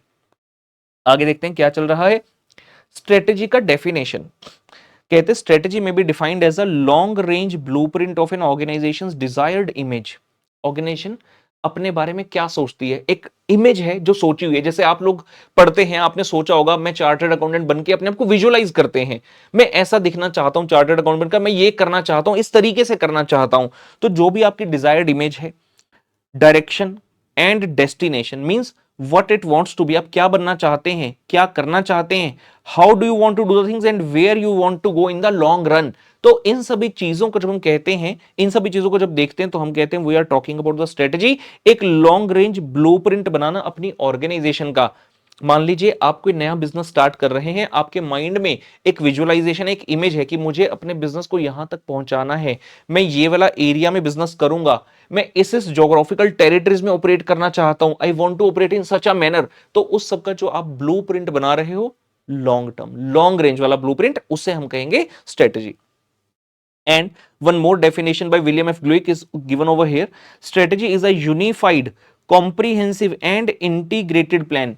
Comprehensive का मतलब क्या है? Which covers each and every function of the organization. Unified और integrated का मतलब क्या है? जो कि separate teams, separate plans को coordinate करके एक common platform पर लेकर आता है। तो unified, integrated है, साथ में comprehensive है, to which has been designed to assure that the basic objectives of the enterprise are achieved। तो आसान सी डेफिनेशन है, डेफिनेटली कोशिश करेंगे याद रखने की।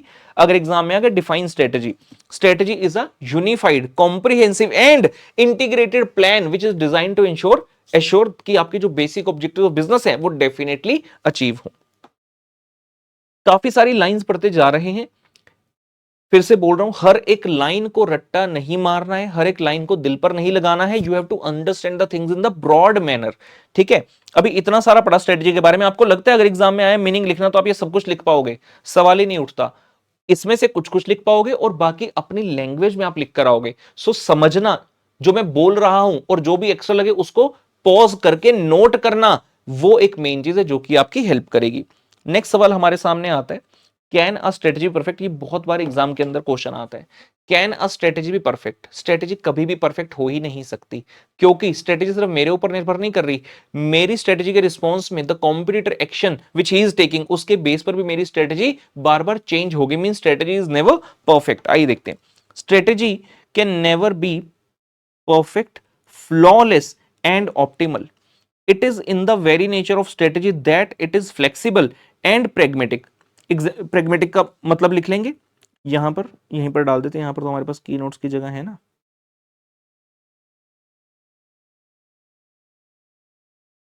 लिखेंगे जी pragmatic का मतलब dealing with problems, dealing with problems in a practical way rather than by following ideas or principles, rather than by following ideas or principles। pragmatic का मतलब लिखिए dealing with problems in a practical way rather than by following the ideas or principle। क्या कह रहे हैं? कहता है it is in the very nature of strategy that it is flexible. ये तो हमने ऊपर पढ़ ही लिया कि strategy has to be flexible, क्योंकि हम एक बार बनाकर लॉन्च नहीं कर सकते, it will keep on changing. And pragmatic, कहते ये नेचर है स्ट्रेटेजी का, बेसिक नेचर है, very nature of strategy that it has to be flexible and pragmatic. Pragmatic का मतलब क्या सीखा? प्रॉब्लम जब आएगी उसको प्रैक्टिकल वे में सोचना, rather than following the idea और प्रिंसिपल। जब किताबें पढ़ाई जाती हैं, बिजनेस मैनेजमेंट के लेसन्स दिए जाते हैं, तो कई सारे थिंकर्स की थ्योरीज पढ़ाई जाती हैं। अब जब प्रैक्टिकल आपके सामने कोई चीज आई है, आपको उसको उसी गिवन सेट ऑफ सर्कमस्टांस के अंदर समझकर सॉल्व करना है, रादर देन सोचकर यहां पर कौन से थिंकर की थ्योरी लगाऊं, मैंने ये पढ़ा था, ये आइडिया था, ये प्रिंसिपल था, क्या ये लगा लूं ना। प्रेगमेटिक कहता है भाई तेरे सामने प्रॉब्लम आई है उसको प्रैक्टिकल मैनर में डील कर, क्योंकि जब तूने वो थ्योरी पढ़ी होगी किताब के अंदर, हर थ्योरी की कुछ ना कुछ असम्पशन होती है। याद कीजिए इकोनॉमिक्स में पढ़ते थे law of demand, one of the most important question, चाहे आपने 11वीं क्लास में पढ़ा, 12वीं में पढ़ा, फाउंडेशन में पढ़ा, सीपीटी में पढ़ा, बीकॉम में पढ़ा, कहीं पर भी पढ़ा, जिस भी सब्जेक्ट के अंदर इकोनॉमिक्स आया, मतलब जहां पर भी इकोनॉमिक्स सब्जेक्ट आया वहां लॉ ऑफ डिमांड का अगर चैप्टर है तो ये हमेशा सबसे इंपॉर्टेंट क्वेश्चन होता था। और लॉ ऑफ डिमांड स्टार्ट कैसे होता था याद है? Other things being equal. ए भाई क्या मजाक चल रहा है, why other things being equal? वो कहता था अदर थिंग्स बीइंग इक्वल मतलब कुछ सेट ऑफ अजम्पशन है, अगर वो हमारी अजम्पशंस ट्रू रहती हैं तभी हमारा ये लॉ ऑफ डिमांड चलेगा। लेकिन प्रैक्टिकली जब चीजें होती हैं बिजनेस वर्ल्ड में वहां पर ये अदर थिंग बीइंग इक्वल नहीं चलता भाई, हर कुछ अनइक्वल हो जाता है, हर कुछ हिल जाता है। तो आपके सामने जब दिक्कत आएगी आपने प्रैक्टिकली उसको डील करना है rather than following the idea और प्रिंसिपल, ये कहा जा रहा है। It is in the very nature of strategy that it is flexible and pragmatic. क्यों क्यों होना पड़ेगा flexible and pragmatic? To take care of sudden emergencies, pressures, to avoid the failures and various frustrations. सार वही है बार बार, emergency कहां से आएगी? कॉम्पिटिटर साहब से इमरजेंसी आएगी, प्रेशर्स आएंगे, फेलियर्स, फ्रस्ट्रेशंस आएंगी, तो आपकी फ्लेक्सिबिलिटी एंड प्रेगमेटिकनेस रहनी चाहिए स्ट्रेटेजी में। In a sound strategy allowances are made for possible miscalculations and unanticipated events. वही कह रहा है वापस से कि जो भी एक बंदा अच्छी स्ट्रेटेजी बनाता है वो हमेशा ये सोचकर चलता है कि इवेंट्स आर अनएंटिसिपेटेड, फ्यूचर में अगर ये हो गया तो मुझे इस स्ट्रेटेजी को चेंज करना पड़ेगा, I will have to take alternative position in the industry. जैसे कि आपने स्ट्रेटेजी बनाई भाई इस सब्जेक्ट की तैयारी ना मैं इस तरह से करूंगा, मैं सारा ये कर लूंगा, सारा वो कर लूंगा, और एग्जाम में चले गए पूरी तरह से कॉन्फिडेंट, एग्जाम में झंडे गाड़ दूंगा, इंस्टीट्यूट पूछे तो सही सवाल 90+ इस बार आएगा मेरा, कुछ भी हो जाए आग लगा दूंगा, सोचकर बैठ गए, पहुंच गए एग्जाम हॉल में, पेपर सामने आया, पहला क्वेश्चन नहीं आता, दूसरा क्वेश्चन साला नहीं आता, तीसरा नहीं आता, क्या हुआ? टाइम टाइम फिस हो गई। क्या करें? हाथ पर हाथ रखकर बैठ जाएं, रोने लगे, मैम मैं आई गो होम, मैम मैं अगला अटेम्प्ट दूंगा, 6 महीने बर्बाद कर दें? या जो भी अनसर्टेन फ्यूचर था अब वो अनएंटिसिपेटेड चीज हो गई, क्या करूं? अब जो है उसी में बेस्ट करके दिखाना होगा, इसे कहते हैं साउंड स्ट्रेटेजी। याद आता है मुझे 2006 में 2006 सीए इंटरमीडिएट मेरा एग्जाम, सीए पीई 2 बोलते थे उस वक्त, सीए पीई 2 प्रोफेशनल एग्जामिनेशन 2, मई 2004 में 12th पास हो गया, बीकॉम में एडमिशन ले लिया, साथ साथ सीए फाउंडेशन, तो एक साल बाद पेपर दे सकते थे। मई 2005 में दिया फाउंडेशन का पेपर, अप्रैल 2005 में बीकॉम 1 दिया, मई 2005 में पीई 1 दे दिया, फिर बीकॉम 2 में आ गए, तो अप्रैल 2006 में पंजाब यूनिवर्सिटी एसडी कॉलेज में था मैं, अप्रैल 2006 में बीकॉम 2 के पेपर हो गए, और अगला महीना जो मई 2006 था उसमें हमारे सीए के पेपर होने थे, पीई 2 बोलते थे। 6 पेपर होते थे हमारे पीई 2 में, 3 ग्रुप 1 के अंदर होते थे, 3 ग्रुप 2 के अंदर होते थे। ग्रुप 1 का पहला पेपर जो होता था उसका नाम था जी अकाउंट्स, सारे चैप्टर्स होते थे, सारे एएस होते थे, जो आज की डेट में होते नहीं है, या तो चैप्टर ज्यादा होते हैं या एएस ज्यादा होते हैं, कभी कभी अकाउंट्स की 2 डिवीजन कर ली जाती है, एक अकाउंट्स हो गया एक एडवांस हो गया ना, ऐसा नहीं था भाई, सारे चैप्टर थे, सारे ऐसे, सिलेबस बहुत ज्यादा था, हमने भी क्लास लगाई हुई थी। तो एग्जाम से 2 दिन पहले हमारे टीचर ने बड़ी कॉन्फिडेंस से स्कैनर उठाया, उस समय पे सुचिता प्रकाशन के स्कैनर आते होते थे, स्कैनर उठाया, उसमें चार्ट्स बने होते थे हर बार की किस किस चैप्टर से कितना आया, और नॉर्मल यही सोचा जाता था कि भाई जो पिछली बार आ गया वो ना इस बार नहीं आएगा, तो उन्होंने देखा सिंगल एंट्री के तो पिछली 4 बार से आया, नहीं आएगा भाई काटा मार दो, ये क्वेश्चन ब्रांच चैप्टर का ये नहीं आएगा काटा मार दो, उन्होंने कुल मिलाकर 8-9 चैप्टर कटवा दिए, 34 चैप्टर होते थे, कहते बाकी के कर लो, ये रहने दो, इनमें से कुछ नहीं आएगा। हम भी जल्ले थे, हम भी मान गए, स्ट्रेटेजी बना ली पूरी, ये नहीं कर रहे ये कर रहे हैं, और इसमें से एग्जाम के अंदर करके आना है। लेकिन बेसिक्स जब पढ़ते थे पूरी इतनी जबरदस्त, जैसे मैं बच्चों को अपने पूरी मेहनत करवाता हूं, तो मैं भी उसमें पूरी मेहनत जो है करता था, मेरे टीचर ने जो क्लास में कराया उसके अलावा और सारे क्वेश्चन सॉल्व करना, बार बार उन्हीं चीजों को सॉल्व करना, 3 से 4 बार सब चीजें की हुई थी। सिर्फ एंड मोमेंट पर आकर टीचर ने बोला कि यार ये वाले चैप्टर्स छोड़ दो, हमने छोड़ दिए, हमने कहा ठीक है। और ये जानता है हर वो बच्चा जिसने कभी भी अटेम्प्ट दिया है, अगर आप एग्जाम वाले डे पर कोई चीज रिवाइज नहीं कर रहे, देख नहीं रहे, और वो एग्जाम के अंदर आ गई, तो बहुत मुश्किल होता है उस चीज को करना। इसीलिए हम हमेशा कहते हैं कि एग्जाम से एक दिन पहले का जो टाइम है, सारा सिलेबस रिवाइज करने की कोशिश करो, क्वेश्चन के पीछे मत भागो, कॉन्सेप्ट सारे पढ़ो। लेकिन हमने वो भी छोड़ दिया, हमने कहा भाई टीचर हैं, कह रहे हैं, कुछ सोच कर कह रहे हो, छोड़ दो, छोड़ दिया। पहला पेपर था और मैंने क्या सोचा हुआ था, पहली बार रैंक का सपना सजाया था कि मैं भी एक रैंक होल्डर बनकर दिखाऊंगा। पहला पेपर ग्रुप 1 का, पहला ही पेपर अकाउंट्स का, 100 नंबर का पेपर। सोचा हुआ है इसमें तो 90 प्लस ले आऊंगा क्योंकि तैयारी पूरी जोरदार की है। पहला question compulsory single entry 20 number, भाई देख कर तोते उड़ गए। मैंने कहा ये क्या हो गया, 20 का तो आता ही नहीं है, बचे 80, सोचा था 90 प्लस लेकर आऊंगा, कंपलसरी था। अगला क्वेश्चन देखा, इंश्योरेंस क्लेम छोड़कर गया था। अगला क्वेश्चन देखा, ब्रांच अकाउंटिंग। अगला क्वेश्चन ये, अगला क्वेश्चन वो, भाई पेपर में मुझे मुश्किल से 15 या 16 नंबर का पेपर ऐसा था जो आता था, जो दावे के साथ कह सकते हैं भाई इतना पेपर आता है। मेरे पीछे वाला कह रहा भाई दिखा दे। इंटेलिजेंट था वो लड़का, एसडी कॉलेज में ही था, 92% थे 12th क्लास में। गोविंदगढ़ नाम की एक जगह है, मंडी गोविंदगढ़, वहां का लड़का था, पीछे था, बैठा था मेरे। पेपर से पहले कहता भाई मैं तेरे भरोसे आया हूँ, मैंने तैयारी नहीं की है, सीए कर रहा था वो। मैंने कहा ठीक है भाई कोई दिक्कत नहीं, इस पेपर में तो झंडे गाड़ देंगे, टाइम मिलेगा मैं दिखा दूंगा, टेंशन ना ले। जब पेपर आए मेरे खुद तो तोड़ गए। वो पूछे मेरे से, 1 मिनट जी।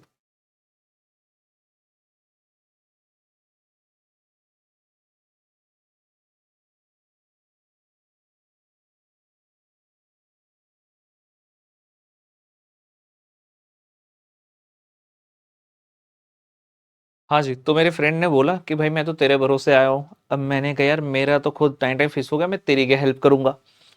तो चलो जी, अब पता था एग्जाम देने आए हैं, स्ट्रेटेजी बनाई थी वो तो फेल हो गई, और यही अभी पढ़ रहे हैं कि भाई जो भी अनएंटिसिपेटेड इवेंट है उसी सेट ऑफ सर्कमस्टांस में अपनी स्ट्रेटेजी को ऐसे रखने की फ्लेक्सिबल रहे।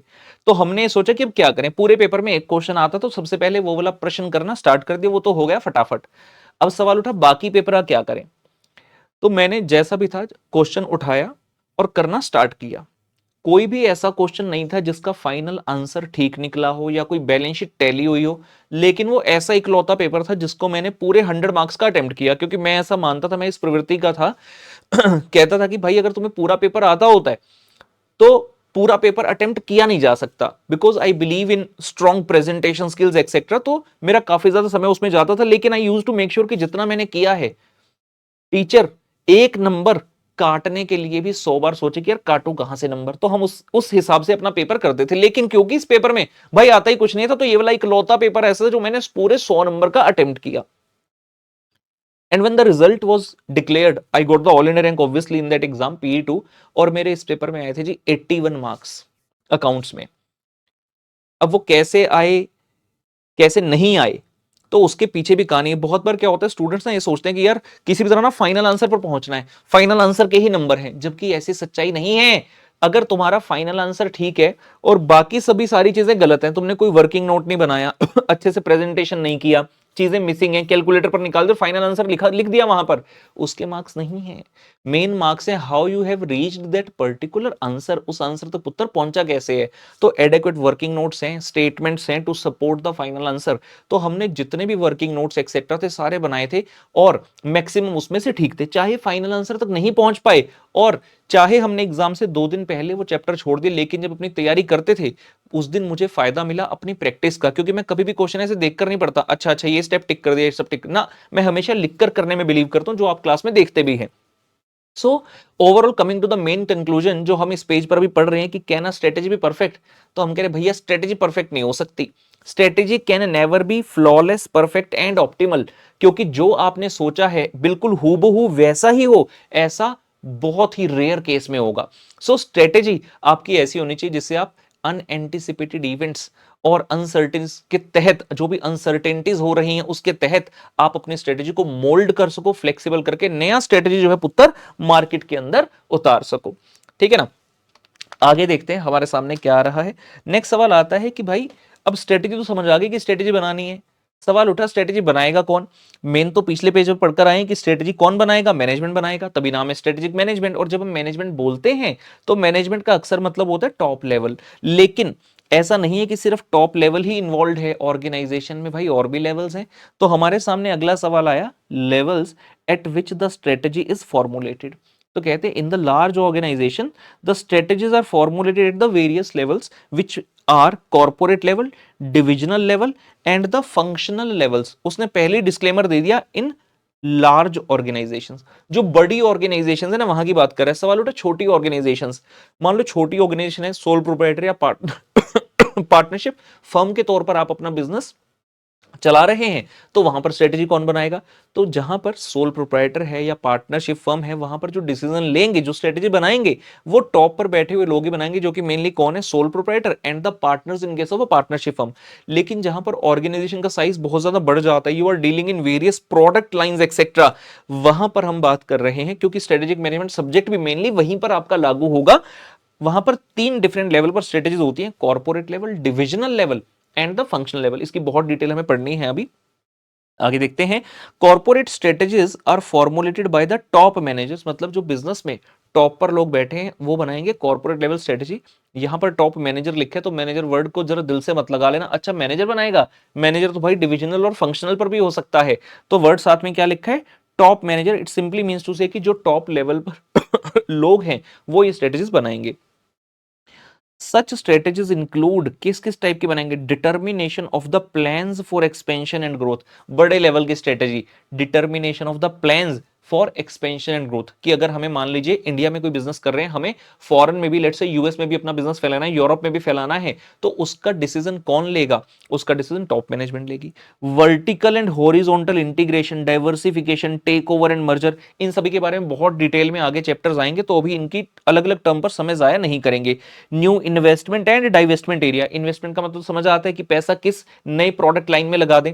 जैसे जो जियो लॉन्च किया, उसके बाद उन्हें लगा कि यार हम करते जाते हैं, आगे बढ़ते जाते हैं, तो उन्होंने ओटीटी प्लेटफॉर्म जियो सिनेमा लॉन्च कर दिया, मतलब investment into a new venture, OTT OTT में पैसा लगा दिया, अपना अलग से कैप बनाकर डाल दिया, जिसमें कई सारी तरह की चीजें हैं as similar to the other OTTs. And कह रहा है डाइवेस्टमेंट एरियाज।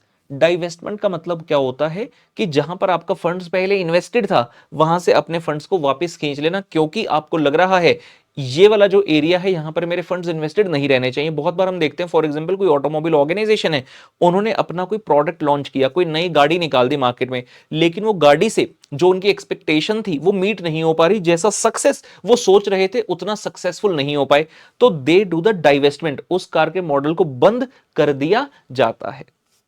R&D प्रोजेक्ट्स कौन कौन से रहेंगे एक्सेट्रा, ये सब बड़े लेवल की चीजें हैं जो कि कॉर्पोरेट लेवल स्ट्रेटेजी के अंतर्गत आती हैं।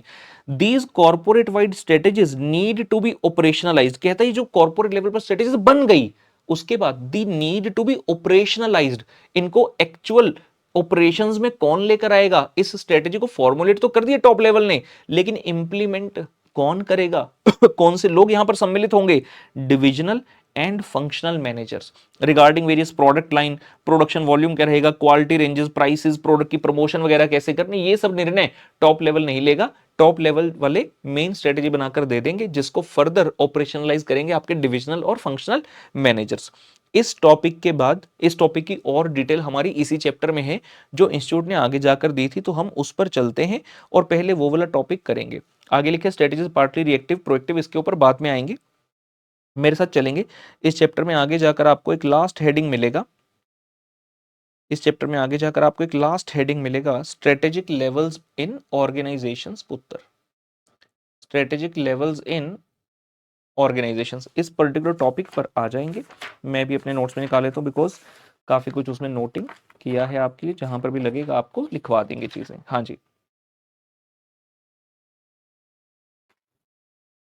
Strategic levels in the organisation, तो जो चीज अभी शॉर्ट लेवल पर पढ़ रहे थे उसका डिटेल वर्जन यहां पर आ रहा है। तो पहला हेड आ रहा है इसमें बेसिक्स, बेसिक्स के अंदर इनसाइट्स देख रहे हैं। A typical large organisation is a multi-divisional organization that competes in several different businesses। कहता है आज की डेट में नॉर्मली जब स्ट्रेटेजिक मैनेजमेंट सब्जेक्ट हम पढ़ रहे हैं, तो वी आर एज्यूमिंग कि एक लार्ज ऑर्गेनाइजेशन है, कई तरह के डिविजन्स हैं जो कि डिफरेंट डिफरेंट बिजनेसेस को टैकल कर रही हैं, ठीक है ना। एग्जाम्पल के लिए यहां पर लिखता है, for example Patanjali has the health care services, FMCG organic foods, medicinal oils, herbs and various different businesses. और इस सभी काम के लिए Patanjali has got the separate divisions which work within themselves to sustain each of these businesses। तो multi divisional organisations हैं, हर division के पास अपना एक काम है और हर डिवीजन के अपने अलग कॉम्पिटिटर हैं। फॉर एग्जांपल एफएमसीजी की बात कीजिए, इनका कॉम्पिटिटर नेस्ले भी है, आईटीसी भी है, पीएनजी भी है, प्रॉक्टर एंड गैम्बलर, तो कई सारे कॉम्पिटिटर हैं। फिर हेल्थ केयर में अलग कॉम्पिटिटर होंगे, ऑर्गेनिक फूड में अलग कॉम्पिटिटर, मेडिसिनल ऑयल में अलग कॉम्पिटिटर्स हैं। तो इस तरह की ऑर्गेनाइजेशन को प्री सपोज कर रहे हैं when we understanding this particular topic, strategic levels of the organisation. तो हम कह रहे हैं टिपिकल लार्ज ऑर्गेनाइजेशन कौन है? Multi divisional organisation which competes in several different businesses. It has separate self contained divisions to manage each of this businesses.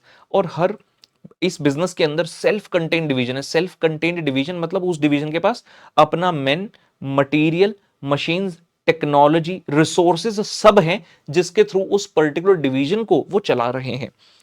An organization is divided into a number of segments which work together to bring a particular product or service to the market। बड़ी ही आसान सी बात है, समझते हैं।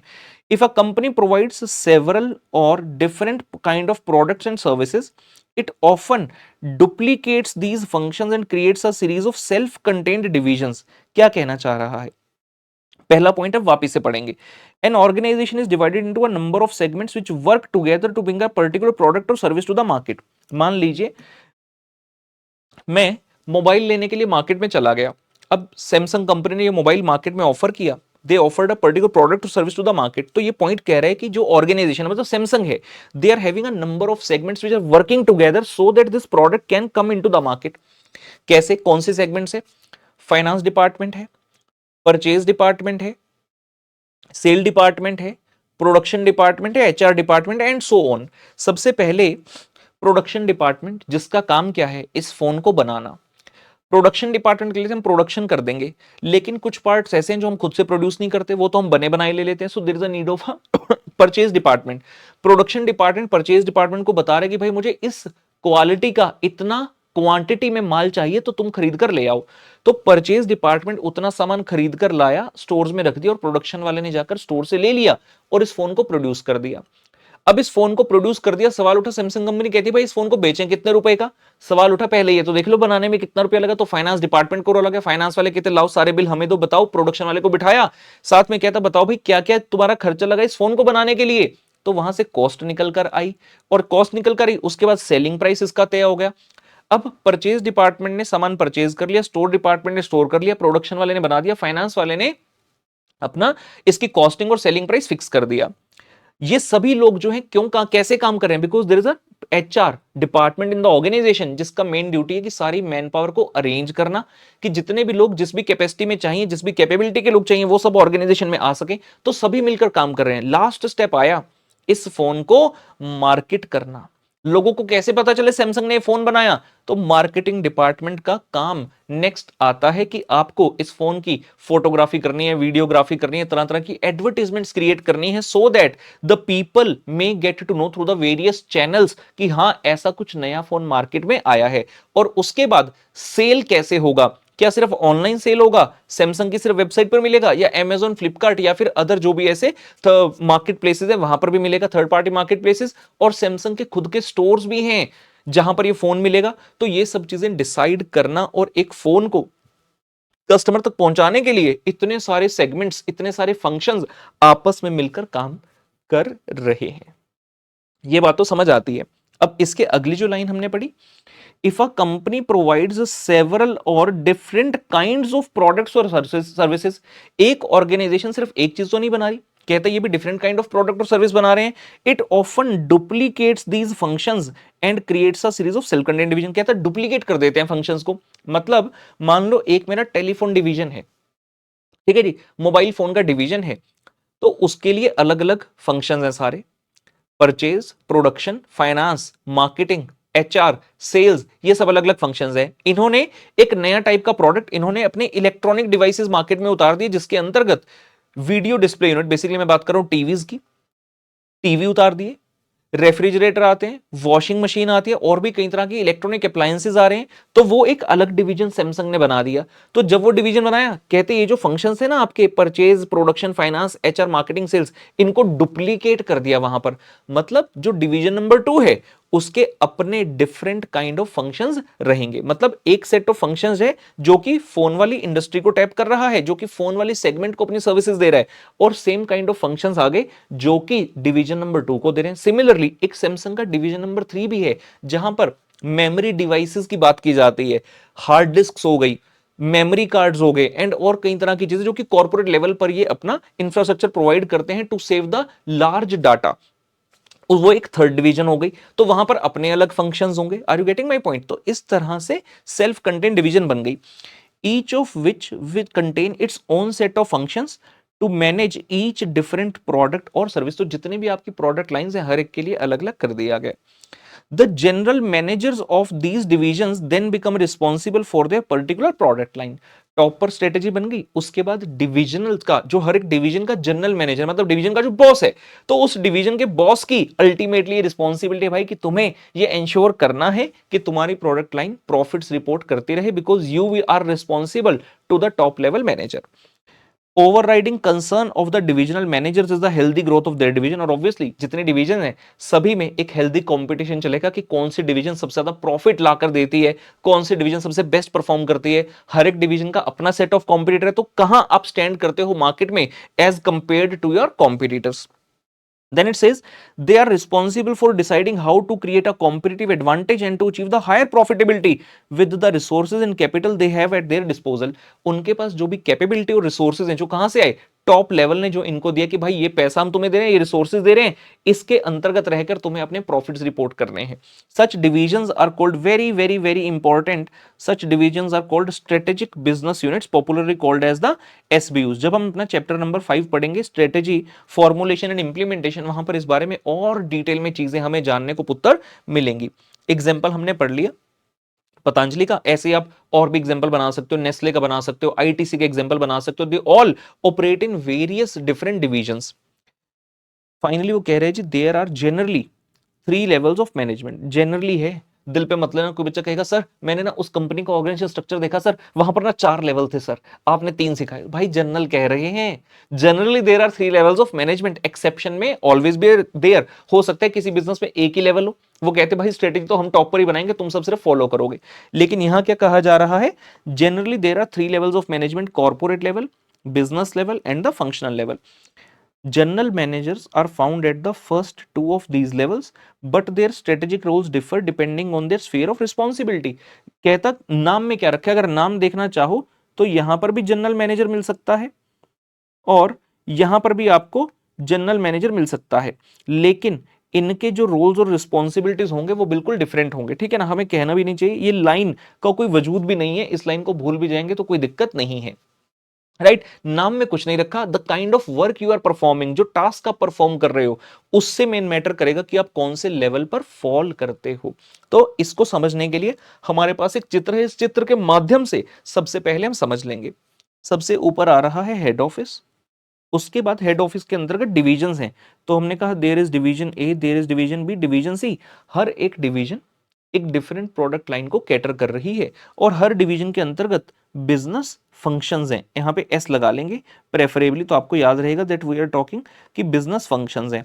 और अगर इसके अंदर भी डिटेल बनाना चाहें तो हम कह सकते हैं किसी एक बिजनेस फंक्शन के अंदर अगर हम देखें, किसी एक बिजनेस फंक्शन के अंदर अगर हम डिटेल में जाकर देखें, लेट्स से इसमें बनाते हैं पहले वाला बिजनेस फंक्शन के अंदर, तो मैंने आपको क्या क्या चीजें लिखवाई, there will be purchase department, there will be production department, there will be HR department, there is finance department, advertising and sales को मैं इकट्ठा कर देता हूं, मार्केटिंग डिपार्टमेंट एंड सेल्स ये एक साथ हो गया। तो हर डिवीजन के अंतर्गत इस तरह से बिजनेस फंक्शंस बने होंगे। Now coming to this part, जो सबसे टॉप पर है हेड ऑफिस, वहां पर जो लेवल एग्जिस्ट करता है हम कह रहे हैं कि you are at the corporate level. जो डिवीजन वाला हो गया उसको कहते हैं बिजनेस लेवल, और जो सबसे नीचे लिखा है that is the functional level. Corporate level क्या करता है, इसके अंदर कौन से लोग होते हैं, कहते it has mainly CEO, chief executive officer, other senior executives, board of directors and the corporate staff. तो ये है कॉर्पोरेट लेवल, मतलब कॉर्पोरेट लेवल पर चीजें डिसाइड करने का जिम्मा इन लोगों के पास है। नीचे आता है business level, business level means divisional level. यहां पर कौन है जो हर एक डिवीजन को हैंडल कर रहा है? Divisional managers and the staff, divisional managers और उनका जो इमीडिएट स्टाफ है वो वाला हो गया। लास्ट लेवल पर आता है फंक्शनल पुत्र, जितने है फंक्शनल मैनेजर्स, मतलब हर फंक्शन जो हो रहा है उसका अपना एक मैनेजर है। फाइनेंस डिपार्टमेंट है, फाइनेंस हेड। अब फाइनेंस जो इसका मैनेजर है उसका नाम कुछ भी हो सकता है, नाम पर मत जाइए। आप कह सकते हैं प्रेसिडेंट फाइनेंस, आप कह सकते हैं सीएफओ है, तो कुछ भी नाम हो सकता है। तो फाइनेंस हेड है, उसका नाम रख दो आप फंक्शनल मैनेजर है। प्रोडक्शन का अपना हेड है, परचेज का अपना है, एचआर का अपना है, और इस हर एक फंक्शन के अंदर वेरियस इंप्लॉइज आर वर्किंग। तो फंक्शनल मैनेजर्स लाइक इसने कहा मार्केटिंग, फाइनेंस एक्सेट्रा। तो इस प्रकार से आपके बिजनेस लेवल्स रहते हैं। शॉर्ट में लिखकर देखते हैं कि हर बिजनेस लेवल क्या क्या फंक्शन परफॉर्म करता है। तो जब आते हैं हेड ऑफिस पर, हेड ऑफिस ये डिसाइड करता है वेयर टू कंपीट, लिख लेंगे जी हेड ऑफिस के साथ, वेयर टू कंपीट। कंपीट कहां पर करना है ये चीज सोचना, हम किस बिजनेस में होंगे। आज अगर मैं एक बिजनेस कर रहा हूं तो कल को मुझे और कौन सा बिजनेस साथ साथ करना है।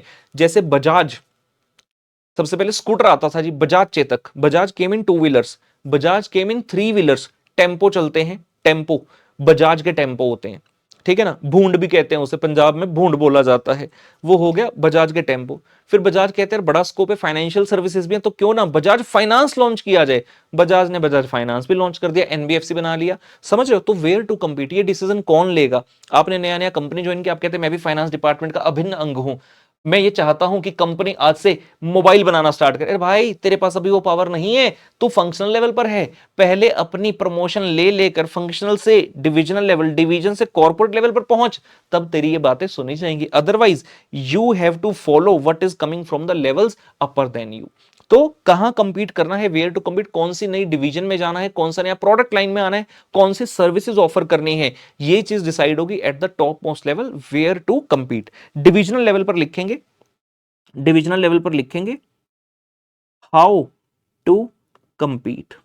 डिविजनल लेवल पर डिसाइड होगा हाउ टू कंपीट। उन्होंने आपको बताकर छोड़ दिया कि इस बिजनेस को हमने करना है और एक डिवीजन बना दी, और एक अच्छा पर्सन जिसको इंडस्ट्री वाइज नॉलेज, काफी एक्सपर्टीज है, एक्सपीरियंस है, लाकर उसको कह दिया भाई तू डिविजनल हेड है।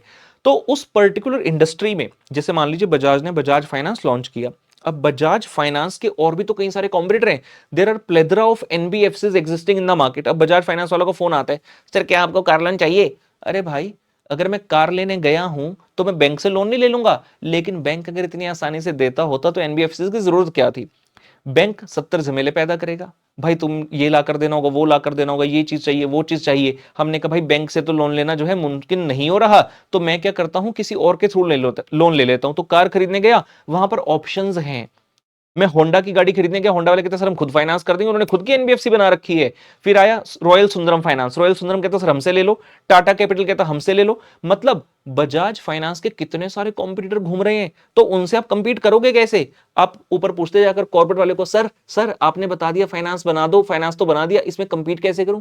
टॉप लेवल कहेगा भाई तेरे को किस लिए रखा है, तेरे को सैलरी किस लिए दे रहे हैं अपन, डिविजनल मैनेजर है, तू खुद से डिसाइड कर, तेरे को हमने रिसोर्स दिया, तेरे पास कैपेबिलिटी भी है, you will have to think now how to compete. तो एक पर्टिकुलर डिवीजन जब बना, जो उस डिवीजन के अंदर आपने अपनी कॉम्पिटिटर से कंपीट कैसे करना है, ये स्ट्रेटेजीज डिविजनल लेवल वाला जो मैनेजर है उसके एम्बिट में आता है, उसके रोल, उसके sphere of role and responsibility के अंदर ये वाली चीज आती है कि मुझे कंपीट कैसे करना होगा। तरह तरह की आप स्ट्रेटेजीज बनाओगे, आप एक न्यू न्यू टाइप की ऑफरिंग्स लेकर आओगे कि अगर आप हमसे जुड़ते हैं तो हम साथ में आपको ये देंगे, वो देंगे, वट एवर, कई तरह की चीजें आप सोच सकते हैं। लास्ट आया function, business function. Functional level पर क्या होगा लिखेंगे, फंक्शनल लेवल पर क्या होगा, इसको भी थोड़ा सा ठीक करके हम लिख देते हैं, एक मिनट रुकिए। हाउ टू, हम यहां से एरो मार्कर, यहां अपने पास स्पेस है, हम इसका यूज करेंगे। हाउ टू कंपीट, और ये था हमारा where to compete.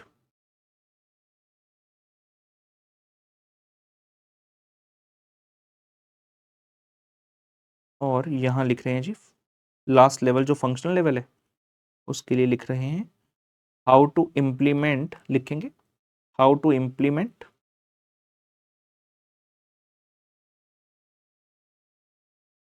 Business strategy, how to implement business strategy. Top level पर ये डिसाइड हो गया कौन सा प्रोडक्ट लाइन ऑफर करनी है, सेकंड लेवल पर डिसाइड हो गया कैसे कंपीट करना है, और लास्ट लेवल नाउ इसका काम यह है कि जो बिजनेस स्ट्रेटेजी टॉप से आई है, corporate to divisional, divisional to functional, how you have to implement that particular strategy. Division में ये फिक्स हो गया कि लेट्स से हम ये चीज की इतनी प्रोडक्शन करने वाले हैं। अब जाकर जो बिजनेस फंक्शन है प्रोडक्शन डिपार्टमेंट का ये काम होगा कि yes I have to now do the production. Production करने के लिए परचेज डिपार्टमेंट से कोऑर्डिनेट करोगे, एचआर वालों से कोऑर्डिनेट करोगे, मुझे इतने इंप्लॉय चाहिए इस काम को करने के लिए, इस डेट तक मुझे हायरिंग करके दो। फाइनेंस वालों को कहोगे कि भाई कॉस्टिंग करेक्ट तरीके से करना, क्योंकि अगर तुमने जरा सी भी लापरवाही बरती, प्रोडक्ट की कॉस्टिंग गलत निकल गई, तो ऑब्वियसली उसका सेलिंग प्राइस भी गलत होगा और मार्केट में हो सकता है हम कॉम्पिटिटर से कंपीट ना कर पाए, क्योंकि हमारा सेलिंग प्राइस जस्टिफाइड ही नहीं है, कॉम्पिटिटर कम प्राइस पर अपनी ऑफरिंग कर रहा है। तो ये सारे डिपार्टमेंट मिलकर आपस में काम करेंगे और लास्ट में काम आ जाएगा एडवर्टीजमेंट एंड सेल्स डिपार्टमेंट का। आप प्रोडक्ट जितना मर्जी अच्छा बना लो, जब तक सही मायने में उसकी एडवर्टीजमेंट नहीं करोगे तब तक प्रोडक्ट आपका कस्टमर लेगा नहीं। यही तो रीजन है भाई, लोग एडवर्टाइजमेंट पर इतना पैसा खर्च क्यों करते हैं। जो भी फेमस सेलिब्रिटी होती है एक पर्टिकुलर टाइम की, उस सेलिब्रिटी को उठा लिया जाता है और उनसे एडवर्टाइजमेंट कराई जाती है, उन लोगों को एडवर्टाइजमेंट में दिखाया जाता है, सो दैट आप लोग जो उनके इन्फ्लुएंस, जो उनको फॉलो करते हैं, यू मे गेट इन्फ्लुएंस्ड। तो सभी डिपार्टमेंट्स मिलकर काम करेंगे कि जो स्ट्रेटेजी ऊपर स्ट्रेटेजी फॉर्मुलेट हुई थी उसको हमने इस मायने में इंप्लीमेंट करना है कि जो भी हमारा गोल या ऑब्जेक्टिव था वो अचीव हो सके, एंड फाइनली डिवीजन में रिपोर्ट द प्रॉफिट्स, और डिविजनल मैनेजर जाकर कॉर्पोरेट लेवल कह सके साहब ये देखो आपने स्ट्रेटेजी बनाई थी, हमारी डिवीजन बनाई थी, हमने इतने अच्छे से काम किया, ये प्रॉफिट्स हमारे पास आए हैं। तो इस तरह से स्ट्रेटेजिक लेवल जो है पुत्र ऑर्गेनाइजेशन के अंदर चलते हैं। 3 लेवल्स हैं, चित्र बिल्कुल याद रखना, एग्जाम के अंदर अगर आएगा तो हमें अपना आंसर डायग्राम के थ्रू भी सपोर्ट डेफिनेटली करना है। राइट, इन्हीं तीनों लेवल की आगे हमारे पास डिटेल आ रही है। आप देखेंगे सबसे पहले लिखा है कॉर्पोरेट लेवल, उसके अंदर कुछ हेडिंग्स हैं, सब हेडिंग्स हैं, फिर आ रहा है बिजनेस लेवल, उसके बाद आएगा functional level, and after that in सभी के बीच की एक इंटर रिलेशनशिप्स आएंगी।